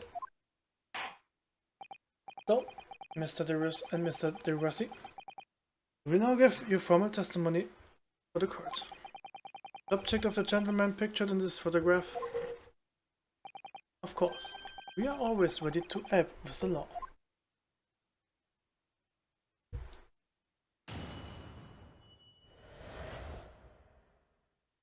And in the photograph, we had more than 1,000 red-headed people assembled in a park on Lima Street that day. But I don't recall the man in this photograph. Hey, couple?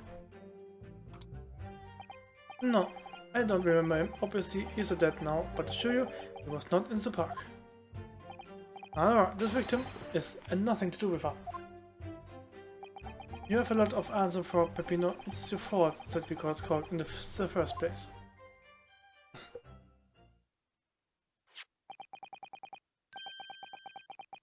You have given sworn testimony that this man in the photograph was not present. Can you be certain? Oui, I'm quite certain. We did not interview this man. Probably looking like at this camp to the park, this I can promise. It must be noted that you have been arrested for a grand deception, however. Accordingly, this court has little confidence in your assurance. With that attitude, we get an nowhere, huh? It's really a sulking now.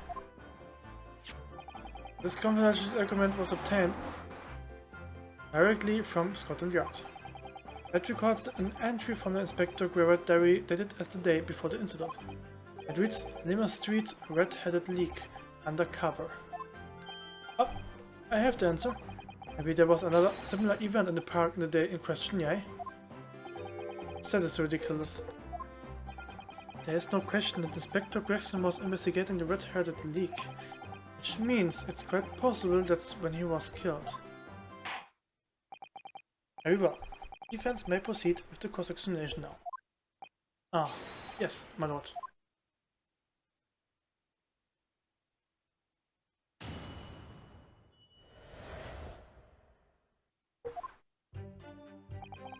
At most than 1,000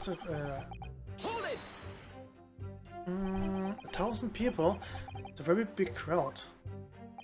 It was quite a spectacle. Red ads had come from all over the capital. See, Capo here, he has the mechanism of animal, eh? Nobody else could attract so many people. If I could be born again, I would be the Capo. All those people wanted was the money, Peppino. Serve 4 pounds per week. Are you suggesting that you spoke personally with all 1,000 applications? Oui, that we did, because every one of them paid us 5 shillings. We take the names and we take their money, and we take their addresses as well. Then I tell them we take, sometimes we let them know by a post. Finito, maybe 2 minuti a person. We start early in the morning and we stop out late in the night. So you earned 5,000 shillings in one day? Small fortune. Wouldn't have thought that there were 1,000 such killable redheads in London to start with. One of whom was great detective with chemical altered hair.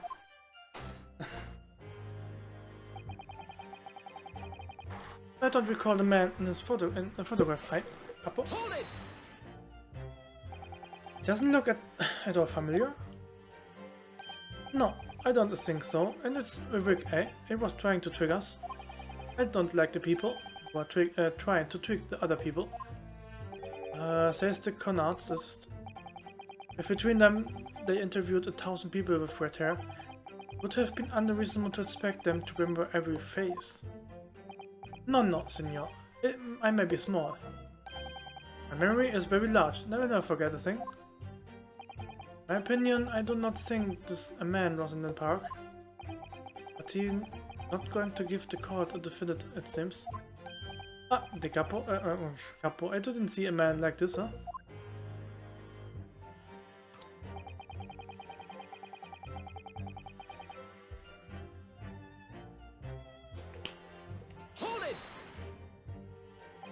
But according to what you said, talk with 1,000 or more people that day. Oui, that's true. My eyes were burning by the end of the day. Surely then you can't actually remember every single face. Why are you so certain that this particular man wasn't present? Normally the red hair is very distinctive, huh? Not when you have 1,000 red hairs crowding around, then it's just an eyesore. But if there was some other information you could give us, maybe then we would recall. That is not the line, Peppino. Remember? We do not remember him. We are sure of the fact, huh? If there was a man with a red hairpiece, but its mustache did not match the color, I do not think I could have forgotten him. It was that these two had only been shown the photograph and they'd been told nothing else at all. What if I fed them just one other detail about the victim, for example?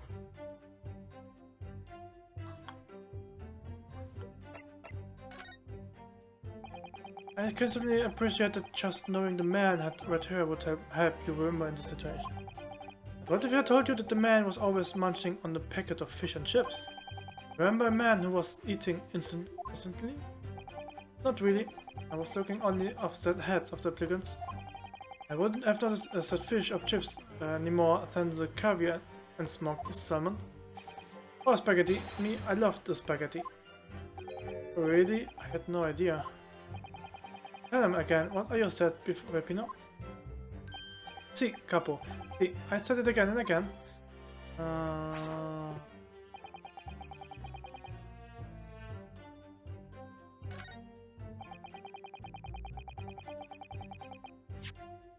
Ups. Hold it! Da noch was anderes.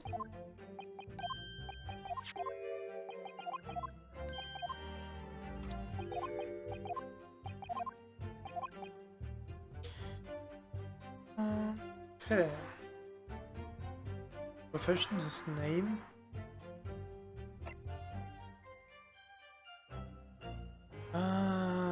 Okay, what more? I guess I only appreciate that just knowing the man had what I wouldn't remember in this situation. But if I told you that the man's name was Gregson? The man is a photograph. Is the Monsieur Gregson? Yes. Names, they are boring. I did not listen of any of them. Oh. It was not a real interview. It was just for a show. Who would I remember the names? That's right, this changed nothing. The man in the photograph was not there. We have already said. I see. Seems there's little to be gained from pursuing this further point. Tell them again what you said before, Pepino. Si, capo, si.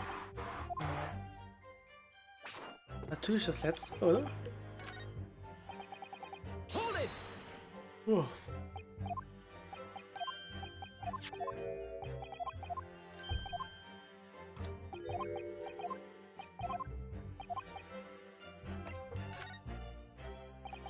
I certainly appreciated just knowing the man had...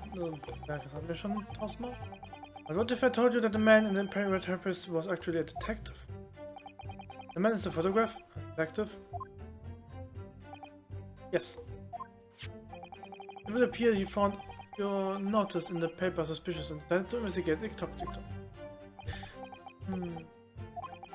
Sorry, but this changed nothing. Excuse me! Something to add, Mr. De Rossi. See, I'm always adding something. Parmesan, olive oil, pepper. What I mean is, did you not agree with your friend's last remark by any chance? What did he just say about the detective? Yes, there. Keep your mouth shut, Peppino. You have said enough already. But why, Capo? What is the problem? There was a man who said, I'm an inspector from Scotland Yard.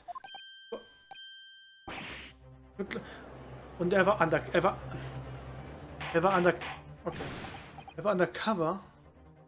und sagt das trotzdem und hat er irgendwie erwischt und hat es dann gesagt.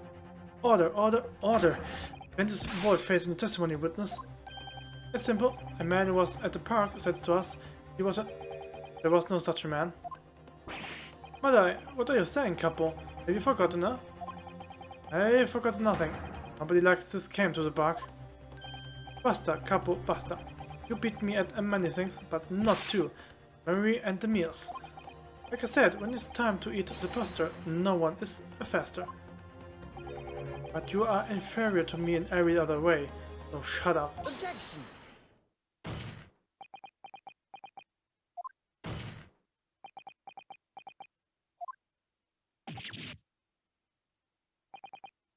Doctor, the damage is done. Indeed it is, sir. Oui, there was a man who came to the park and he said he was an inspector from Scotland Yard. However, it looked nothing like the man in the photograph. It was someone else. How can you be so sure? Because, to start with, his face was completely different. See, it's true, it's true. The man who came was younger. His face was clean shaven, eyes were shadowed, chin was thinner. No resemblance whatsoever then. Anyway, I was not going to be fooled. I took the obvious precaution. I said to him, "You're really a detective, show us the proof." See, the couple here doesn't take any nonsense, He was well prepared. I said he said he had identification. Identification? You mean official police inspector's identification? This is the most unconvincing. Sorry, my lord. Counsel, no incognito inspector would offer identification for inspection. It's quite out of the question. Definitely, why would he expose his true identity? Clearly, the papers were fake. Certo, capo, you are a genius. As we say in Italia, it takes a thief to recognize another, And what happened after they announced that he was the detective? He became a bit annoying. He said, "You are under investigation." So I took the papers from him, chased him out of the park. It was fantastic. And look, there you see the identification. You stole it from the man? He had it coming. He made us very scared. But he was not who he said he was. Indeed, the person described does not appear to have behaved as a true inspector would. However, I believe it would be prudent for this identification papers to be entered into evidence. But I like them. Egal. Now let us return to the witness testimony.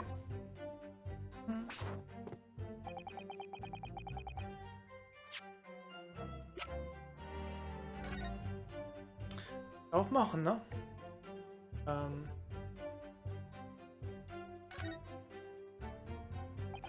Well, I suppose we should see what this inspector identification looks like inside.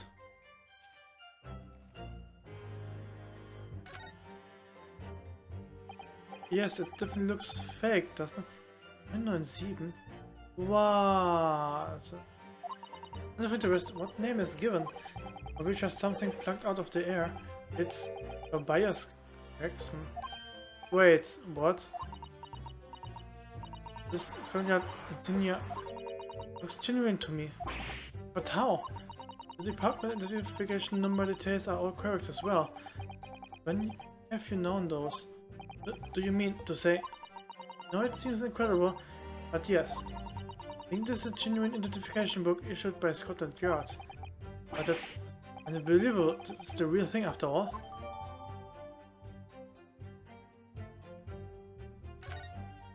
Oh shit. Hold it! But we only have your word for that. See, but what else can we do, huh? Sure. If we're not having much of fun these days. First we are arrested, then we are shown the horrible picture of the dead man. And now you question every single thing we say. We are the victims here. Hey, couple? No, you were thought carrying out a plot to swindle hundreds of innocent people. You had to ping the other. That's not fair. Hey, couple?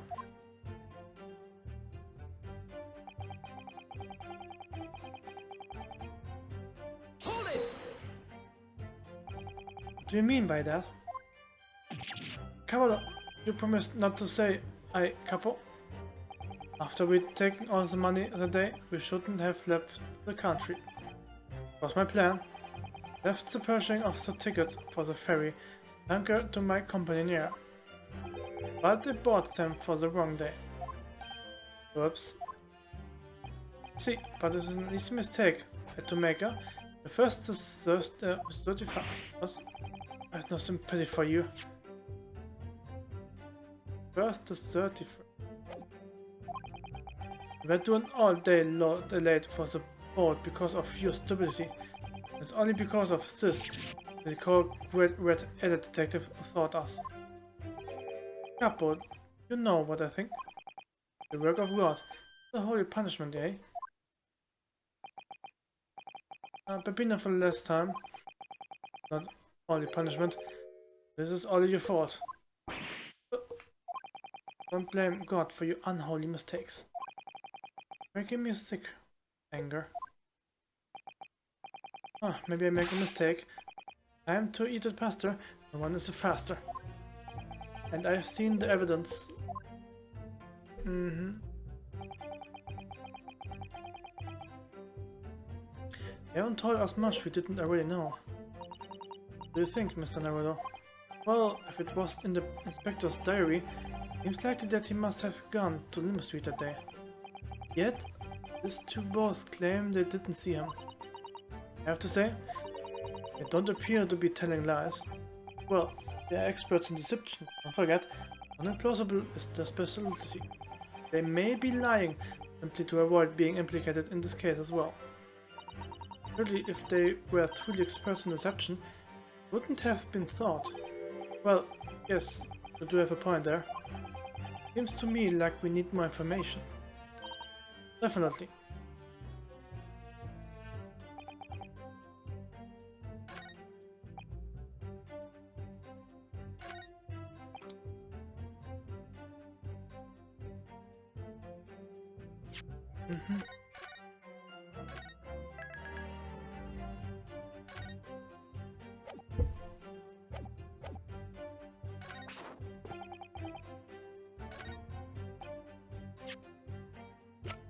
Objection! Endlich. I wonder if I could ask you to examine this identification book very closely. Miss Lestrade? Why Miss Lestrade? What is your intention here, Counsel? Is this really a fake, or is it genuine? The question. If you can't answer ourselves... Objection! Don't be ridiculous. No Scotland Yard detectives would allow his or her identification to be stolen. That is the boss, no question about it. It can't be, as I suspected. The cover detective who attended Red-Headed League enrollment on the day in question was the real Inspector Gregson, carrying out an incognito investigation. Solo was...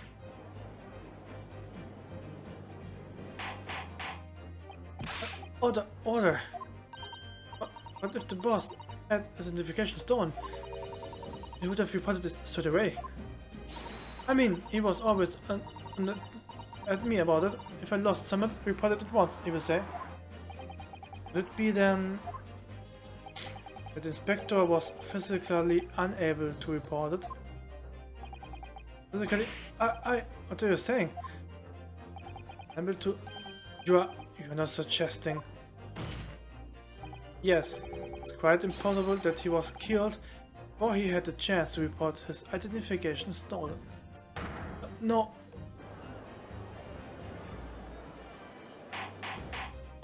Order! Defense posits the victim was killed the day before the body was discovered, at a different location.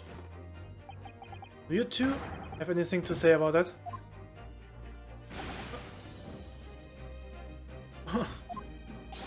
I know nothing. I done nothing. Put yourself together, Peppino. Mon Dieu, you can behave a little more like a master criminal than that, no? I wish I'd returned to Italia. Stop crying, Peppino, please. Otherwise, No man, stop your winning and start talking. Well, I believe the crowd will need to hear. You're so very inconsolable. I know nothing. I don't know nothing. You will tell everything. Or face the worst possible outcome.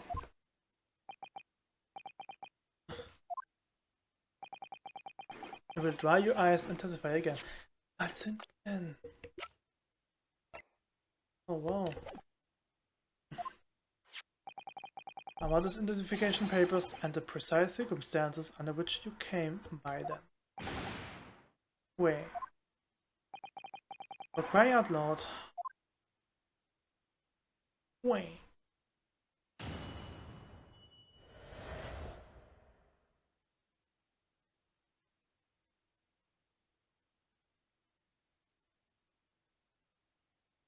Detective and the identification. Just the truth, we took him prisoner and kept him for the night at our secret hideout. Even though I didn't think he was a real detective, I was too scared to let him go that day, just in case. We took the man's identification from him and shut him in the room next to ours. There might have been a little tussle, but we did him no harm. The next morning, we let him go. We spent the night in a nice room. It was nothing like a prison, really. This outrage, you imprisoned the man? No, see, no. It was not like a prison. It was very comfortable and calm and happy. Hey, couple. It was never part of my plan, I swear it. Oof. So, if you think it was my fault, eh? It's because I got the date of the ferry wrong. I won a little a day. I do not think it will be your fault, Peppino. I know it. No. Per favor, capo. It's not fair.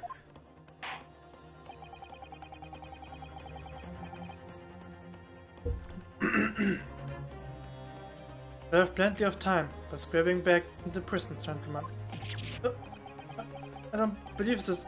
How could you have been a real detective? Counsel for defense, proceed with the cross-examination. On the day before the incident, Jackson spent the night confined in this pair hideout. Uh-oh.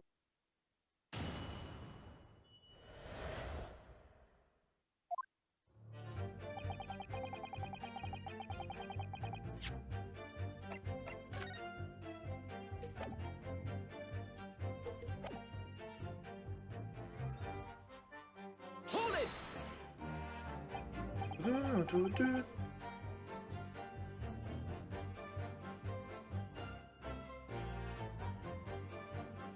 Do you realize what you are saying? You have to believe me, I never intended for that to happen. I'm sure the detective did not intend it either. Do you think... But there was nothing else I could do. See, nothing else.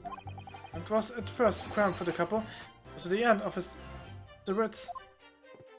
I have told you before, Peppino. That's the way to describe a criminal mastermind. About hideout of yours. An old, empty house behind the park on Lima Street. We entered the place for 2 days. It was inspired indeed by the couple here. An impulsive idea, I would say. No, not impulsive, inspired. Hey, couple? What am I supposed to say to that, huh, Peppino? And it was in the house described that you confined Inspector Gregson, was it? Oui. But you have to remember, it was under the impression it was a pretender, not a real inspector. It doesn't quite add up, though. You don't think the man was a real inspector?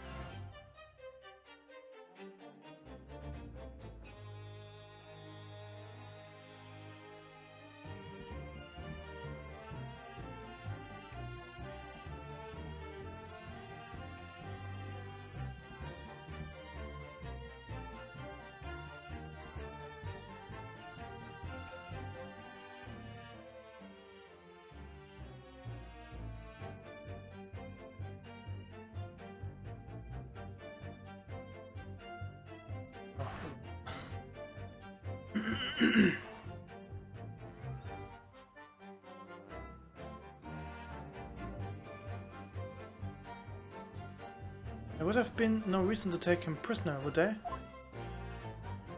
No, you're right, but we couldn't be completed certain. Even though I didn't think he was a real detective, I was too scared to let him go that day, just in case. Oh, I don't know. Hold it! Too scared? Why? Because we had come to the park, we didn't know there was a chance that he seen through my plan. If that was the case, he would go straight to the police station to blow the whistle on us. Even if he was just afraid to be inspector, he was up to no good, huh? Is that a doubt? I think most people would agree that it's you two who were up to no good. Well, see, you may be right. Aye, couple. The point is, we were not able to escape from England immediately, as we had no choice but to take some men prisoner. What I don't understand is why the inspector felt the need to show you his identification in the first place. See, I asked myself the same question. We were writing down the names and addresses of all the people who we took 5 shillings from today. I've forgotten what name you said, but the address startled me. CC, address, Scotland Yard, Homicide Division, he said. What? Probably didn't like your face, Peppino. Anyway, I was not rude, just politely asked him why he said that. And that was he started to say. He was an inspector. Long afterwards, he took out his identification. What was Inspector Gregson playing at? It occurred what happened next. Took him back to your hideout, you see. What? We did. Hold it!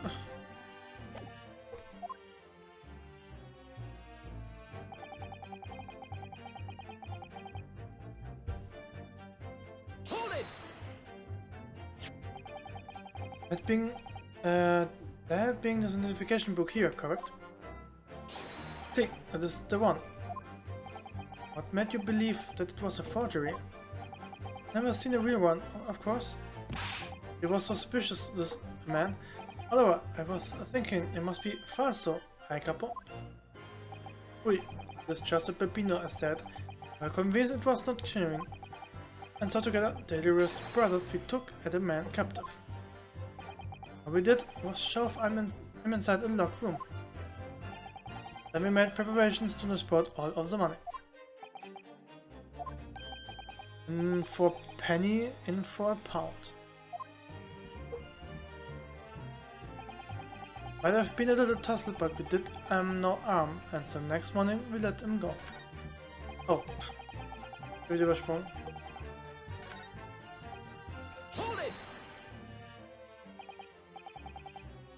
What do you mean by a little tussle exactly? Huh? Well, it was nothing. Just a minor incident.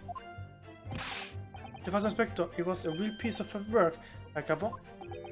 Happened. Oh, it was a disaster. We give him a nice room. What does he do, huh?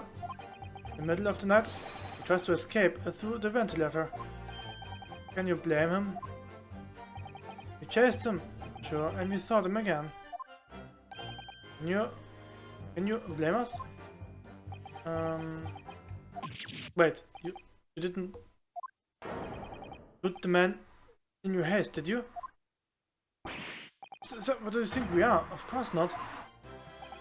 I simply thought of him again and took him back to the zoo. Dat hij mich erschreckt. Excuse me. Mr. Rossi, is something wrong? Something Mr. Ross just said seemed to make you, well, seemed to make you act even more strangely than usual. What was that all about? Come on, times like that you don't wanna have the kapoo after you, believe me. I speak from personal experience. Personal experience? That's enough, Peppino. There's no need to say more. Bruises. The night before we put the red-headed league plan into action, I was so scared. I was not afraid to do copper, but I tried to run away. Shame you didn't manage it. The couple here came after me like the turbine, and they dragged me back to their house, kicking and screaming. I still have the business, and the bruises to prove it, couple. Bruises, you say? You wanna see, You wanna see my fantastical bruises? That's enough now, Peppino. No one wants to look at any part of you. What to do? I show you, or I don't. I show you, I don't. You do, now. Allora. Everyone wants to see, then I will do it. There you go, you see? It will be visible, eh? That red ring around your neck. You got that when you were dragged back to the house? See, the capo. Sometimes it's very rough. I said it's enough.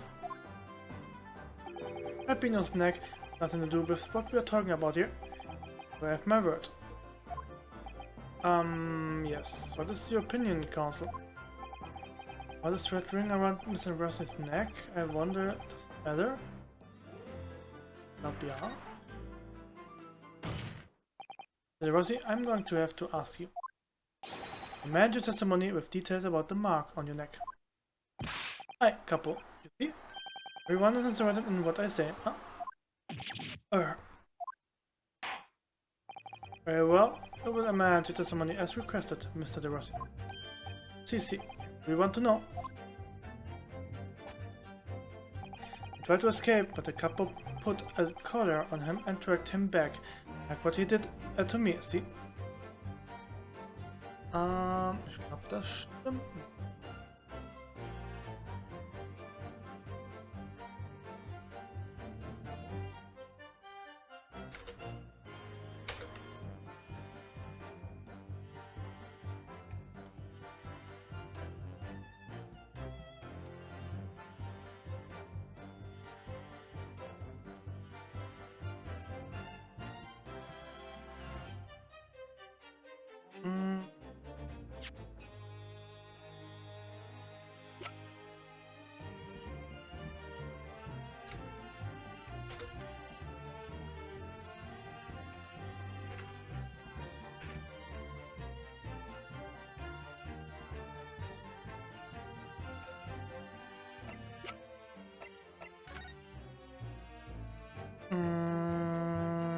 Weiß ich? Tried to escape, but the couple put the collar on him and dragged him back. Like what he did to me, see? Habt das... Reicht das schon? Ja, reicht schon. Okay. The day before his body was discovered, Dr. Gregson was taken prisoner while working incognito. No, it was not like that. This was hardly a prison. It was an invitation to stay. It was Amelie. However you describe it, one glaring inconsistency that remains. What inconsistency is this, Council? I would ask the court to look closely at this photograph of victim, Inspector Gregson. We'll see. There's no red string visible around his neck. But makes no sense. It was me who took at the collar of man in the morning. Saw the red bruises on his neck, like I have. Given that the mark is still clearly visible on this witness's neck, I expect to see bruising on the victim, who was put in the collar more recently than there was. Indeed, it's most peculiar. But I tell you, I said this from the beginning many times. Wait, Peppino's right. The man in the photograph is somewhat different to the man we held captive that night.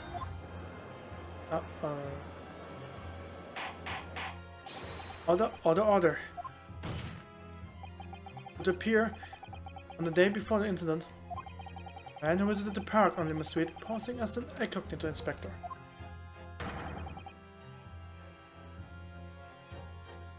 Was not Inspector Gregson at all. Objection. That's true, however, to explain the inspector's identification.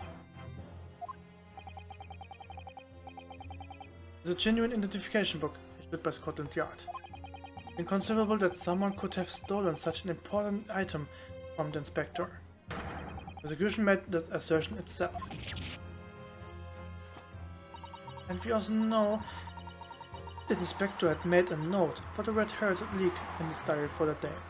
It really means we can't divorce the two events completely. The tendencies noted by the defense is most troubling. Yet where the real Inspector Gregson, who this two red-headed gentleman encountered, The fact that no piercing can be seen around his neck defies explanation. Regularly, they actually encountered an imposter. Did the person come to be in possession of the real inspector identification? Defense have some plausible explanation, Counsel? The whole thing defies explanation. For precisely those occasions, you keep mentalist modes in the court record, Mr. Naruto. Because those are the facts, and the facts cannot lie. No, facts can't lie. Even when they point to something so incredible, almost unbelievable. Well, my lord, the identity of the person turned up in the park for the Red-Headed League enrollment, revealed by information on the court record, I believe. Good gracious! Vigilantising, Mr. Naruto. So why don't you help us all to see whatever truth it is you have apparently seen? Who exactly was this inspector that appeared before Mr. DeRose and Mr. DeRossi?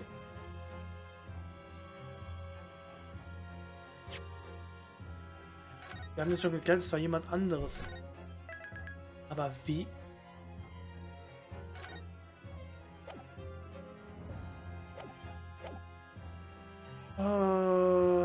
Was?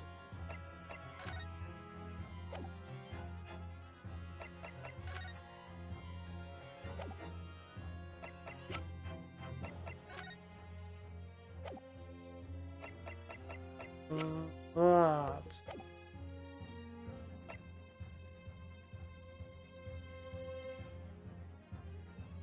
Jetzt macht's Sinn.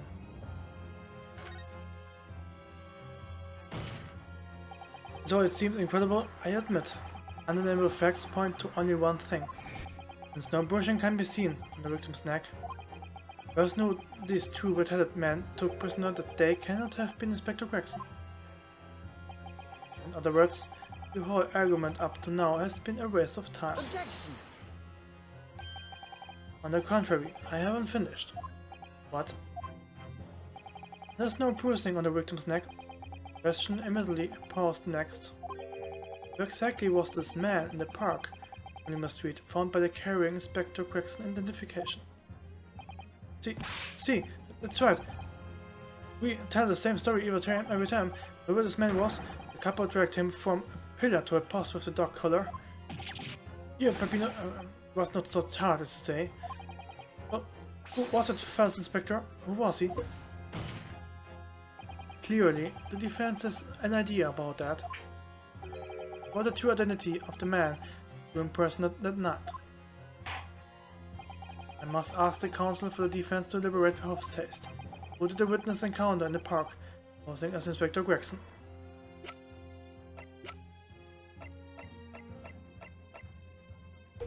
Take that! Truly no secret? This is identity of the impostor. Oh, really? On what grounds? Well, I said it was no secret, but that part is... Oh shit. Doch nicht? Ich dachte, deswegen wäre er verschwunden. Weil von denen halt gefangen genommen worden ist.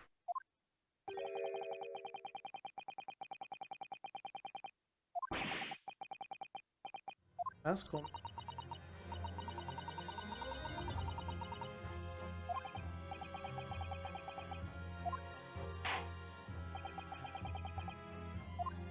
Mir fällt gerade keiner ein, der halt Markierung am Hals hatte.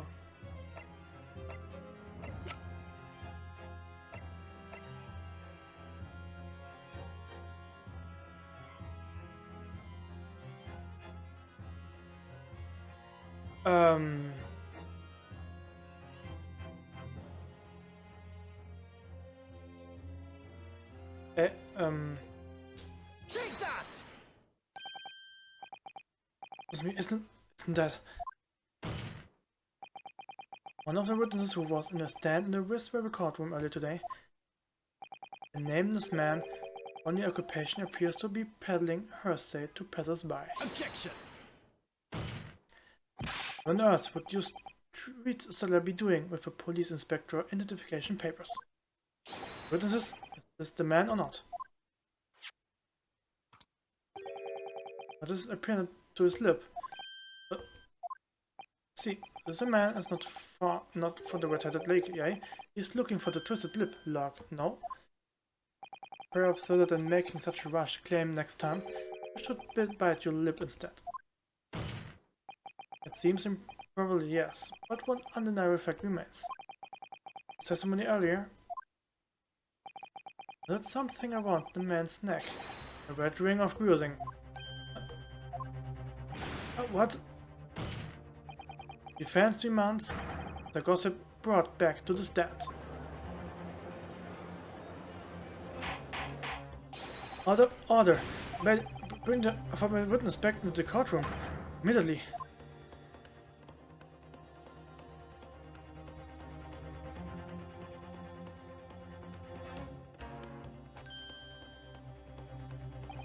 Well, I never... And I have a ring of bruises indeed. And identical to that of the witness beside him. Now what's going on here? Huh? I always had this.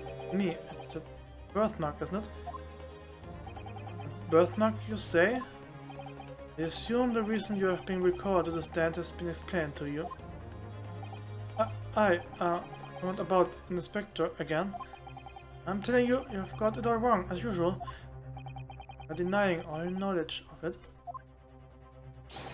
Well, of course I am. You're trying to kill me with all this nonsense, huh?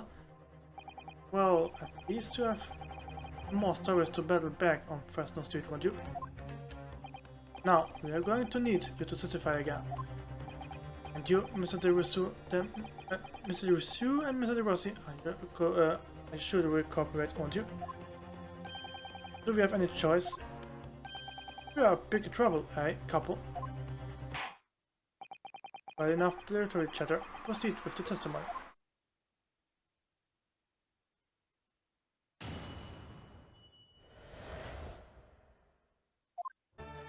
The man who claimed to be an inspector that day was definitely not this man. That's right, see, you think would I forget the squint lips, huh? I never leave Fresno Street, alright? I have no interest in any red-headed leak. I'm all alone in the world, me. I'm no kinfolk or nothing. Why would I be involved in something like that? Just look at me, huh? Does it look like I could carry off a disguise with a face like this? Nein, könntest du nicht. Aber it would certainly appear that we have the wrong man. What I've been telling you, huh? There was no need for this pointless testimony. That's right, I'm just a simple peddler, remember? That's as weak as I know. How would I have come by police inspector identification book, huh? Well, yes, that's hard to explain, but... a brief cross-examination, I think, Counsel. Maybe brief. Oh, isn't there anyone in this courtroom who thinks I might be on to something? I stand steadfastly at your side as always, Mr. Naruto.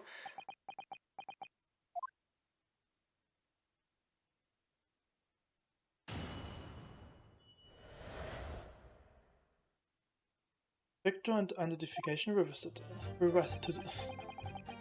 The man who came with Victor this day was definitely not this man. So you say, but how can you be quite so certain? There's no need to urge at ends, so that on the desk, monsieur, surely the reason is obvious, none? No. Because I have never before seen lips like this. Nevertheless, there's a clear red mark around Mr. Gossip's neck. And it looks very much like that left behind on the neck of your colleague by your prized collar. Mon Dieu, with your words, it's like you try to wring my neck. It does look very much like my neck, though, eh? No, this is a birthmark, lad. The biggest lips in London and neck to die for. Aye, they broke the mold when they made me. It was the first time in my life. I feel lucky to have been born with red hair. And I thought being Japanese made you stand out in London. So I maintain you have never seen this man before? Oui, it says, no. I swear it by the flames of my hair. So fierce pride has outgrown the frustration with your hair now, has it? That's right, see, you think we would forget the squint lips. Well, yes, I don't imagine I will forget the slips in a hurry either. That is what I am saying. For some reason, it makes me wanna eat, how the Fabian call it, an eclair? You know, I've never seen the hair as black as yours before either. Likewise, I never seen red hair like yours until I came to Britain.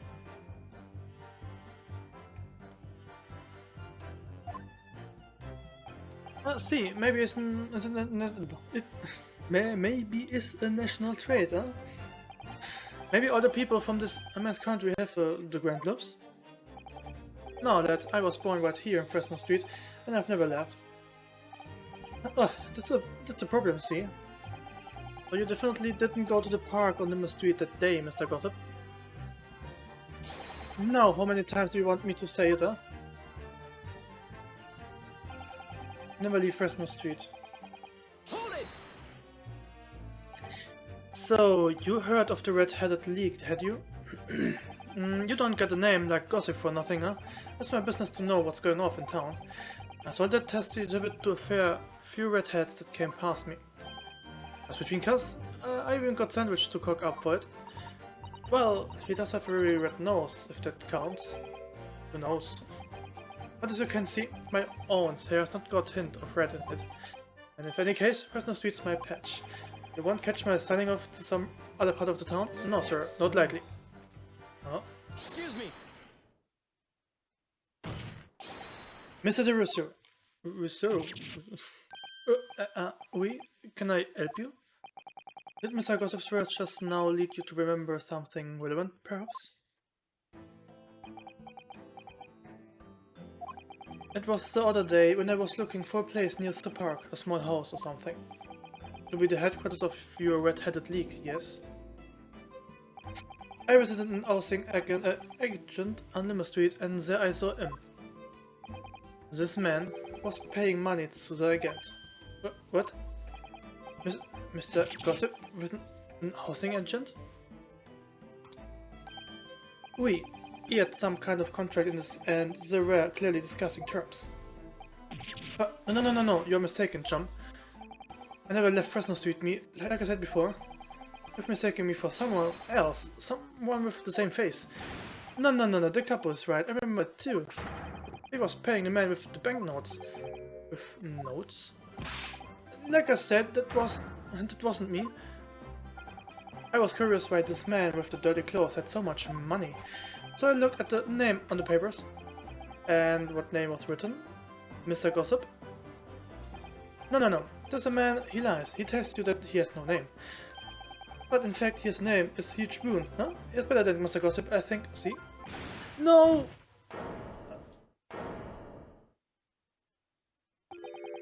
I'm a peddler of tidbits of information, like I said, on Fresno Street, and that's all.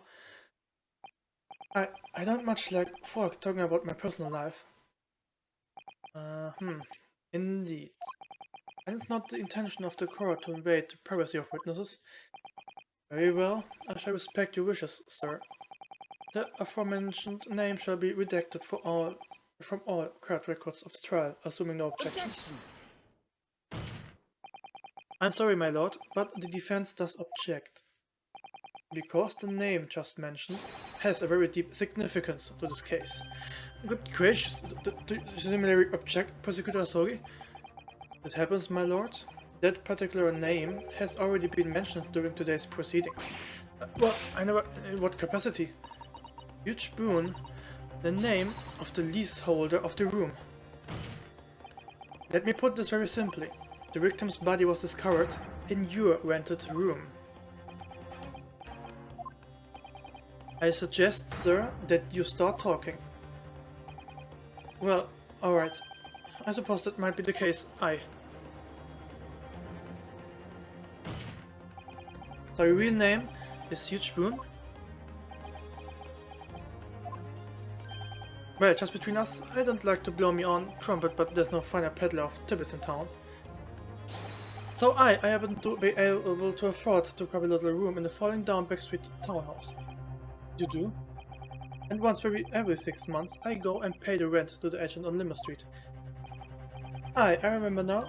There were 2 vulgar redheads in here and there this time. If either of us is the vulgar, it's not me. Think again, Peppino. Why didn't you bring this up before? It's like I told you already.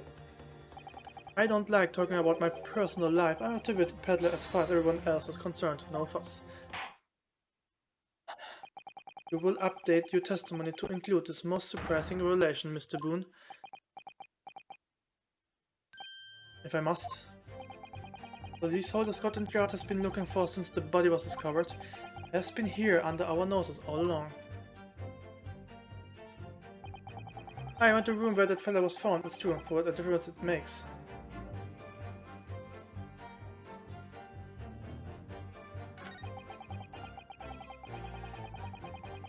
Stopp. I'm alone in the world, I have no kinfolk or nothing. Nee, du bist nicht alleine. Stimmt, das war das hier. Objection! If you have no kinfolk, as you put it, then explain why it is that among the sparse furnishings we found this photograph in the room. I presume, as you have been renting the room, that this photograph belongs to you, does it not? Well... Mr. Boone, drop the pretense and tell the court exactly who you really are. I don't know what you mean. I'm a peddler. I keep telling you so. You really don't need to bother with me. Please, just leave it alone. As the man says. Leave it alone. Whatever the truth is about this man's life, it has no bearing on this case. That's because it's simply not possible that he impersonated Inspector Preston. How can you be so sure? Just look at the man. No amount of disguise could ever hide his unmissable features. But what if we were to look at this the other way around? What do you mean? Yes, Counsel, what do you mean? Well, there's no denying that Mr. Boone's lip is very prominent indeed. But consider the possibility that his prominent lip is itself part of an elaborate disguise. Then hiding the prominent feature, in other words, revealing his true face. Would make an utterly impenetrable disguise. Wouldn't you agree, Mr. Huge Boone?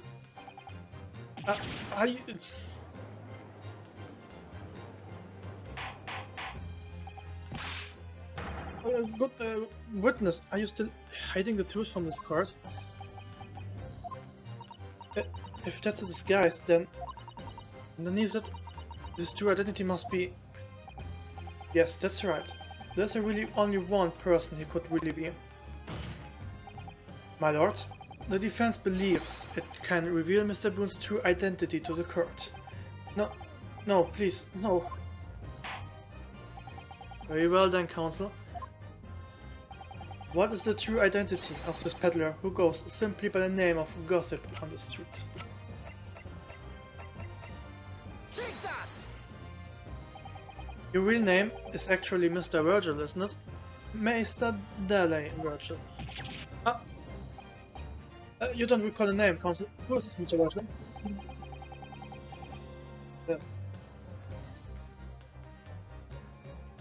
Thanks.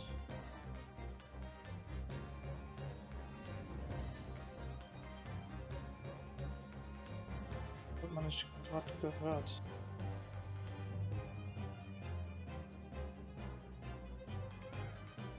Okay. Good. It's a name I encountered yesterday, my lord. It has to do with a certain client of Mr. Herlock Sholmes. A young gentlewoman came to the detective asking him to locate her missing husband. The woman in the photograph, in fact, was Mrs. Virgil. What? From what I understand, you haven't returned home since the night before the inspector was found dead. But of course, on that night, you were being held captive by the two red-headed League men. And last night you were put up by the prosecution service in preparation for testifying in this trial. Because we have been led to believe that you, Miss Venus and Mr. Sandwich were all homeless. Being important witnesses in this case, we needed to know where we could find you, of course.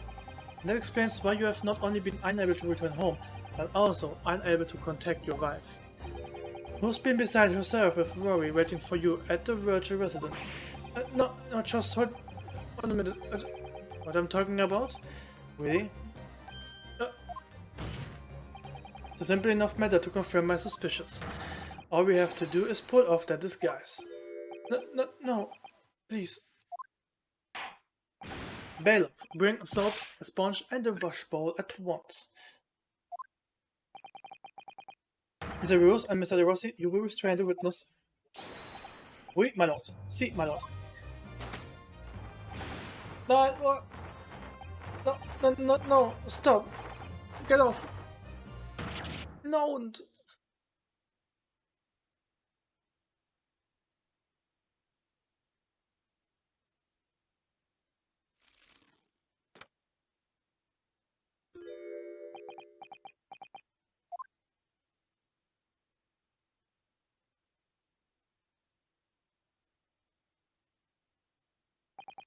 Well, we are now seeing your true features, I presume.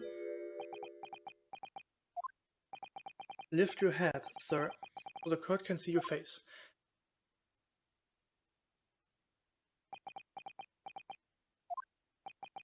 It would appear that the defense counsel assertion was entirely correct. This has all been a very elaborate deception. So, witnesses, tell the court, have you seen this man before? I don't believe it, but... See, there's no question. This is the inspector we saw in the park. Extraordinary. On the day of the Red-Headed League enrollment, the man claiming to be Inspector Craxton, who appeared before Mr. De Rousseau and Mr. De Rossi in the park, was you disguised as Inspector, or rather, was you posing as the Inspector in no disguise at all. Mr. Virgil was formerly employed as the chief warder at Berkeley Prison. The chief warder? The new career had promised. Why you would quite possibly have become the future governor of the prison. What on earth have you been doing peddling tattle on Fresno Street? Well, it's been 10 years since Mr. Virgil worked at the prison. 10 years? I'm really dreadfully sorry about all of this. Yes, it's true. I'm Dele Virgil. And you were the chief warder at Berkeley Prison 10 years ago? So where did Mr. Hugh Boone come from? Boone is the other me. It's a name I invented. Well, evidently there's a great deal under the surface here. I will explain everything. I will tell you just how wretched my life has become.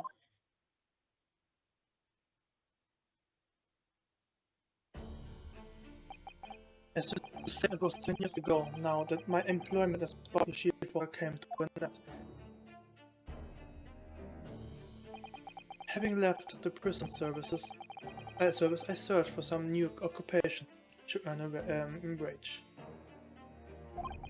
But times were hard in London, and I found no suitable engagements at all. In desperation one day, I turned my hand at selling wares on Fresno Street. But your wife appears to know nothing of this. She still maintains that you are the chief warder at Berkeley Prison. I was utterly determined that my wife should not know of my failings, which is why I never told her. I opened an account at the bank under the name of Hugh Boone. I rented the cheapest room I could find on Fresno Street. The scene of the very wicked crime we're investigating. Yes, that's right. A place from which I could emerge every morning at 8 as a squalid peddler, and transform myself back every evening at 5 into a well-dressed man about town before returning home. That quickly became my daily routine. I was puzzled by the lack of furniture in the room, but that explains it. But why on earth didn't you just tell us this in the first place? I have a wife, sir, and 2 sons, and without wishing to sound self-conceited, they regard me with some pride.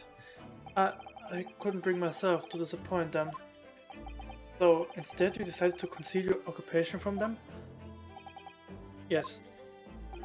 I've made such a terrible mess of everything. Still, one thing doesn't add up. No matter how many tidbits of information you could sell to passing gentlemen, even at 6 pence apiece, you couldn't hope to match the salary you must have commanded as chief warder at the prison. Maybe true. You have kept your family in comfort despite 10 years of somewhat misforgotten employment.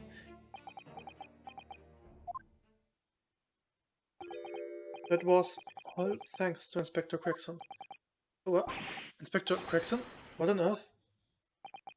It was some years after I invented Boone and began my other life as a street seller. He, the inspector, that is, recognized me one day. Do you mean to say the victim was an acquaintance of yours?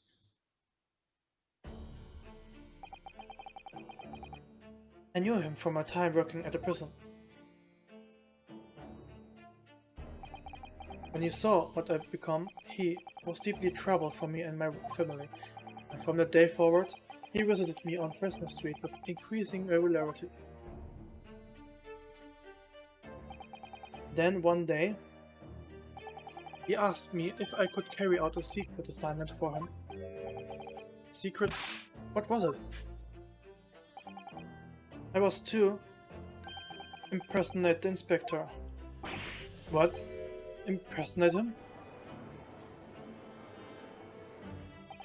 We always met in the little room so the inspector could brief me. Visit Arkansas tomorrow and take a statement from the properties. It was always something along those lines. Surveillance work, interviewing people. On those occasions, he would lend me his identification so people would believe who I was. My instructions were to make an impression, to let people know that Inspector Gregson had been at work. And for those services,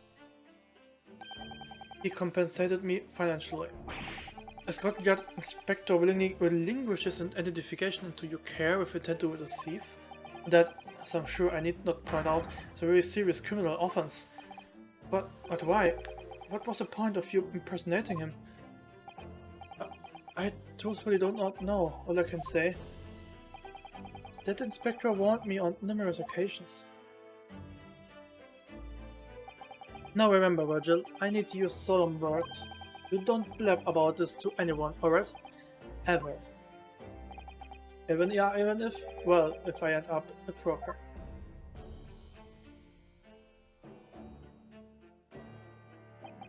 In time, he started to bring papers with him to the room as well. It became something of a second office for him.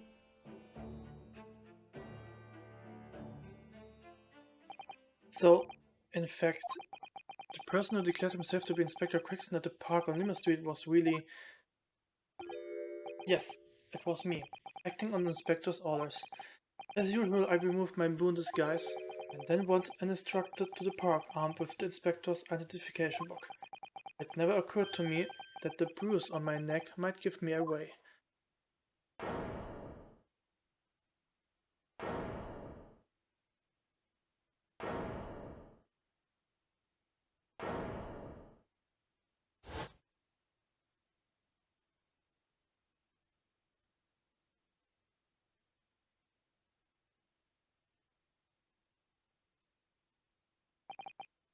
Well, it would seem this confession completely destroys the defense's case. Explain yourself, Prosecutor Asogi. My learned friend's assertion was as follows. The victim was killed at another location on the day before his corpse was discovered, at the hands of this two-reded-haired league man when they impersonated the inspector.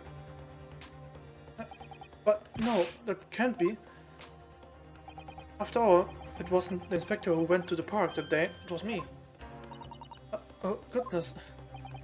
Finally, we have clarity. We had nothing to do with the murder of the inspector. And merci, Monsieur de la Défense, for proving it. Well, yes. Order, order, order.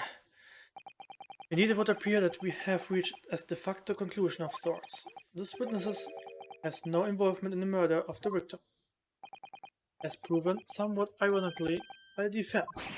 Ugh. I hereby call an end to the cross-examination. Hold it!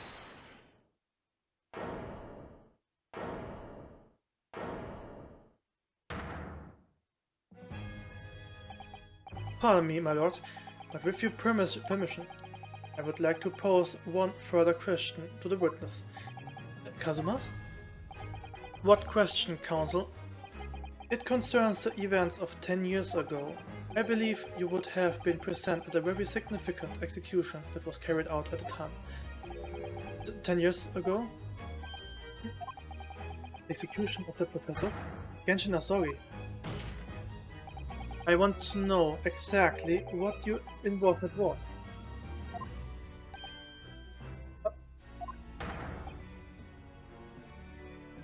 Answering man. One moment, counsel. Is this related to the current case? Naturally. It is the prosecution's belief that this case and the events of 10 years ago are inextricably linked.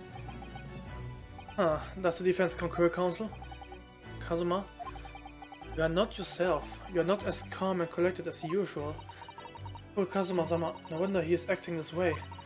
The virtuous memories of what happened 10 years ago would tell the tale of Genshin Asori's last moments. His own father. I know, I do understand that. Even so. Prosecutor Asori, do you genuinely believe that this question requires an answer in order to learn the truth behind Inspector Greggson's death? I need you to trust me, please. Very well, then the defense has no objection. I see. In that case, you will answer the question, witness. The truth is, I remember very little of that time. You have forgotten? I'm sorry to say, yes. As I said, I resigned from my role at the prison 10 years ago. But for some peculiar reason, my memory of the events leading up to that moment is extremely hazy. Does that not strike you as strange, Mr. Naruto? Sorry? Well, 10 years is a long time, but to have forgotten the reason why he left such an important job. Yes, you're right. And not only that, Mr. Welch's claim contradicts what we have already know. The human spirit is a fragile thing, and spoken all too easily. This is why we have a tendency to wrap it up for protection. Sorry? The human spirit? I'm afraid I don't understand what you mean. When we experience pain and suffering that we feel unable to bear, we block it out, obliterate it from our memories, send it away. But it never truly leaves us. If the seal is broken, memories resurface, and when they do, that fragile spirit may finally be crushed. But I really don't... Kazuma-sama? But if it must be crushed, then so be it, because the truth will not stay buried. It's coming out one way or another. Right. Now I understand. Clear what his intentions are. He means to expose the truth at any cost. Perhaps if I pointed out the contradiction in what Mr. Welch had claimed earlier, it might cause some crucial memories to return to him. But should I? Should I present the evidence or not? I have no idea how it is going to go, but this is a court of law, and I have the duty to pursue the truth. Mr. Virgil, I'd like you to look at this. Evidence that clearly contradicts your version of events. Take that! Just a few moments ago, you made the following statement. I resigned from my role at the prison 10 years ago. Well, yes. In other words, you claim to have left the post of chief warder of your own violation. Well, yes, of course. Why? Tell me. Do you remember seeing this document before? No, I don't. This is a dismissal notice ordering the immediate termination of a prison staff member's employment. a dismissal notice. And the name on the notice is yours, Mr. Virgil. But what? It's mine? So you didn't resign from the prison service at all. For some reason, you were dismissed as chief warder from Barclay. No, there's been some mistake. I'm sure. I'm sure I tendered my resignation. This dismissal notice is nonsense. Isn't it? If you were forcibly dismissed, there must have been good reason. Clearly, you did something. Mr. Virgil, it's time to break the seal and have you remember.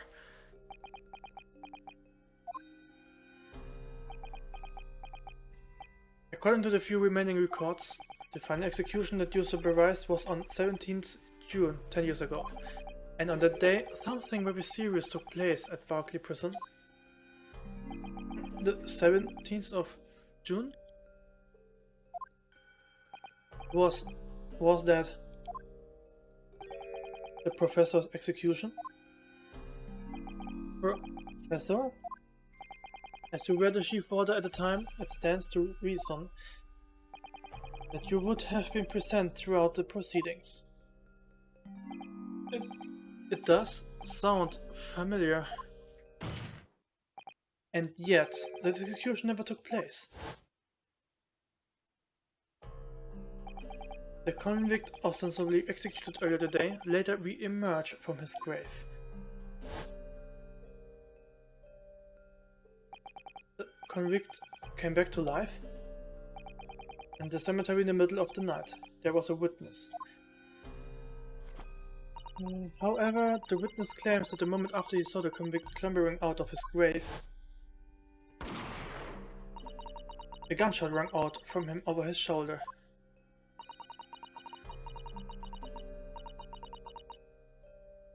The bullet pierced the professor's chest, killing him instantly.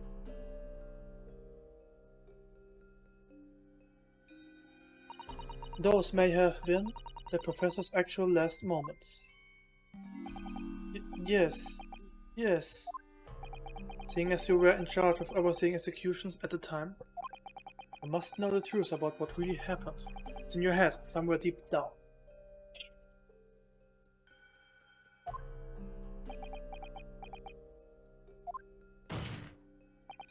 Well, Chief Warder Daily Vigil, I know there are memories in your head that can explain what happened on 17th June 10 years ago. And now it's time for you to drag them out.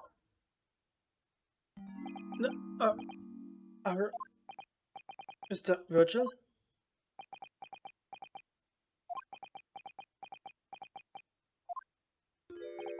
Yes, the whole prison. It was completely chaos. The prisoner escaped. He was killed in the cemetery. The shocking news ripped through Barclay like a hurricane. What?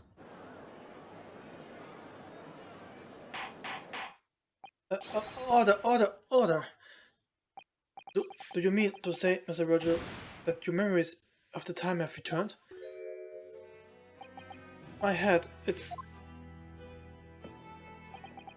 like some floodgates have been opened. The images, the screams. Oh my goodness. The papers. There were reports, articles about a man who'd seen a ghost. Yes, a Nachträber. But surely those reports were exaggerated. There were traces at the scene. Traces of what? In Logard Cemetery, a plot number 139. Blood, lots of blood. There where the man was buried, of course. Obviously, something terrible had happened there. The depth of conspiracy and disparity from which this tale is emerging are quite staggering. I've reviewed the police records from the time extensively. A thorough investigation was conducted by Scotland Yard to ascertain how the convict managed to escape in the first place. And the conclusion reached by the investigation team was but a member of the prison staff must have been involved. Are you suggesting that the prison warden abetted the man's bid for freedom? Yes, and I was suspected of doing it. Choosing that mass murderous execution is a way to help him escape. You did what? I remember now, the horror of it's all coming back to me. One evening, a few days after the execution, the detective came to the prison. I was called to the governor's office at the top of the watchtower.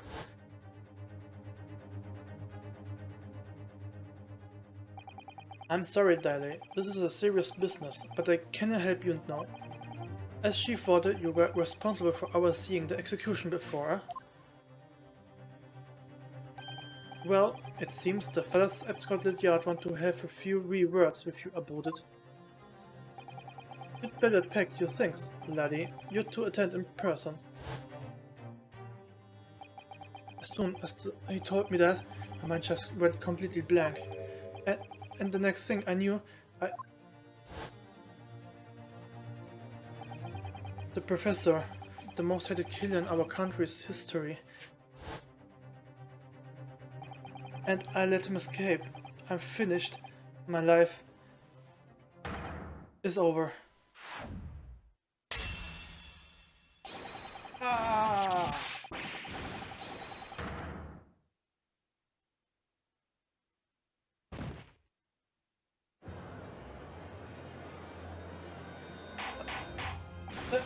Order, bailiff, fetch a doctor at once. Court is adjourned for today with immediate effect. Shit. So, with Mr. Vigil's collapse, proceedings came to an abrupt end for the day. Once again overshadowed by the legacy of that notorious killer, appearing like a cursed ghost ship on a foggy ocean. Lord Van Zeeks, Mr. Vigil, Kazuma, and Gregson. All of them bound by invisible chains anchored to the same wreckage in the murky depths of the past. But the miraculous light that had been trying to cut through the gloom and shine on those tragic events was playing on the edges of the truth at last.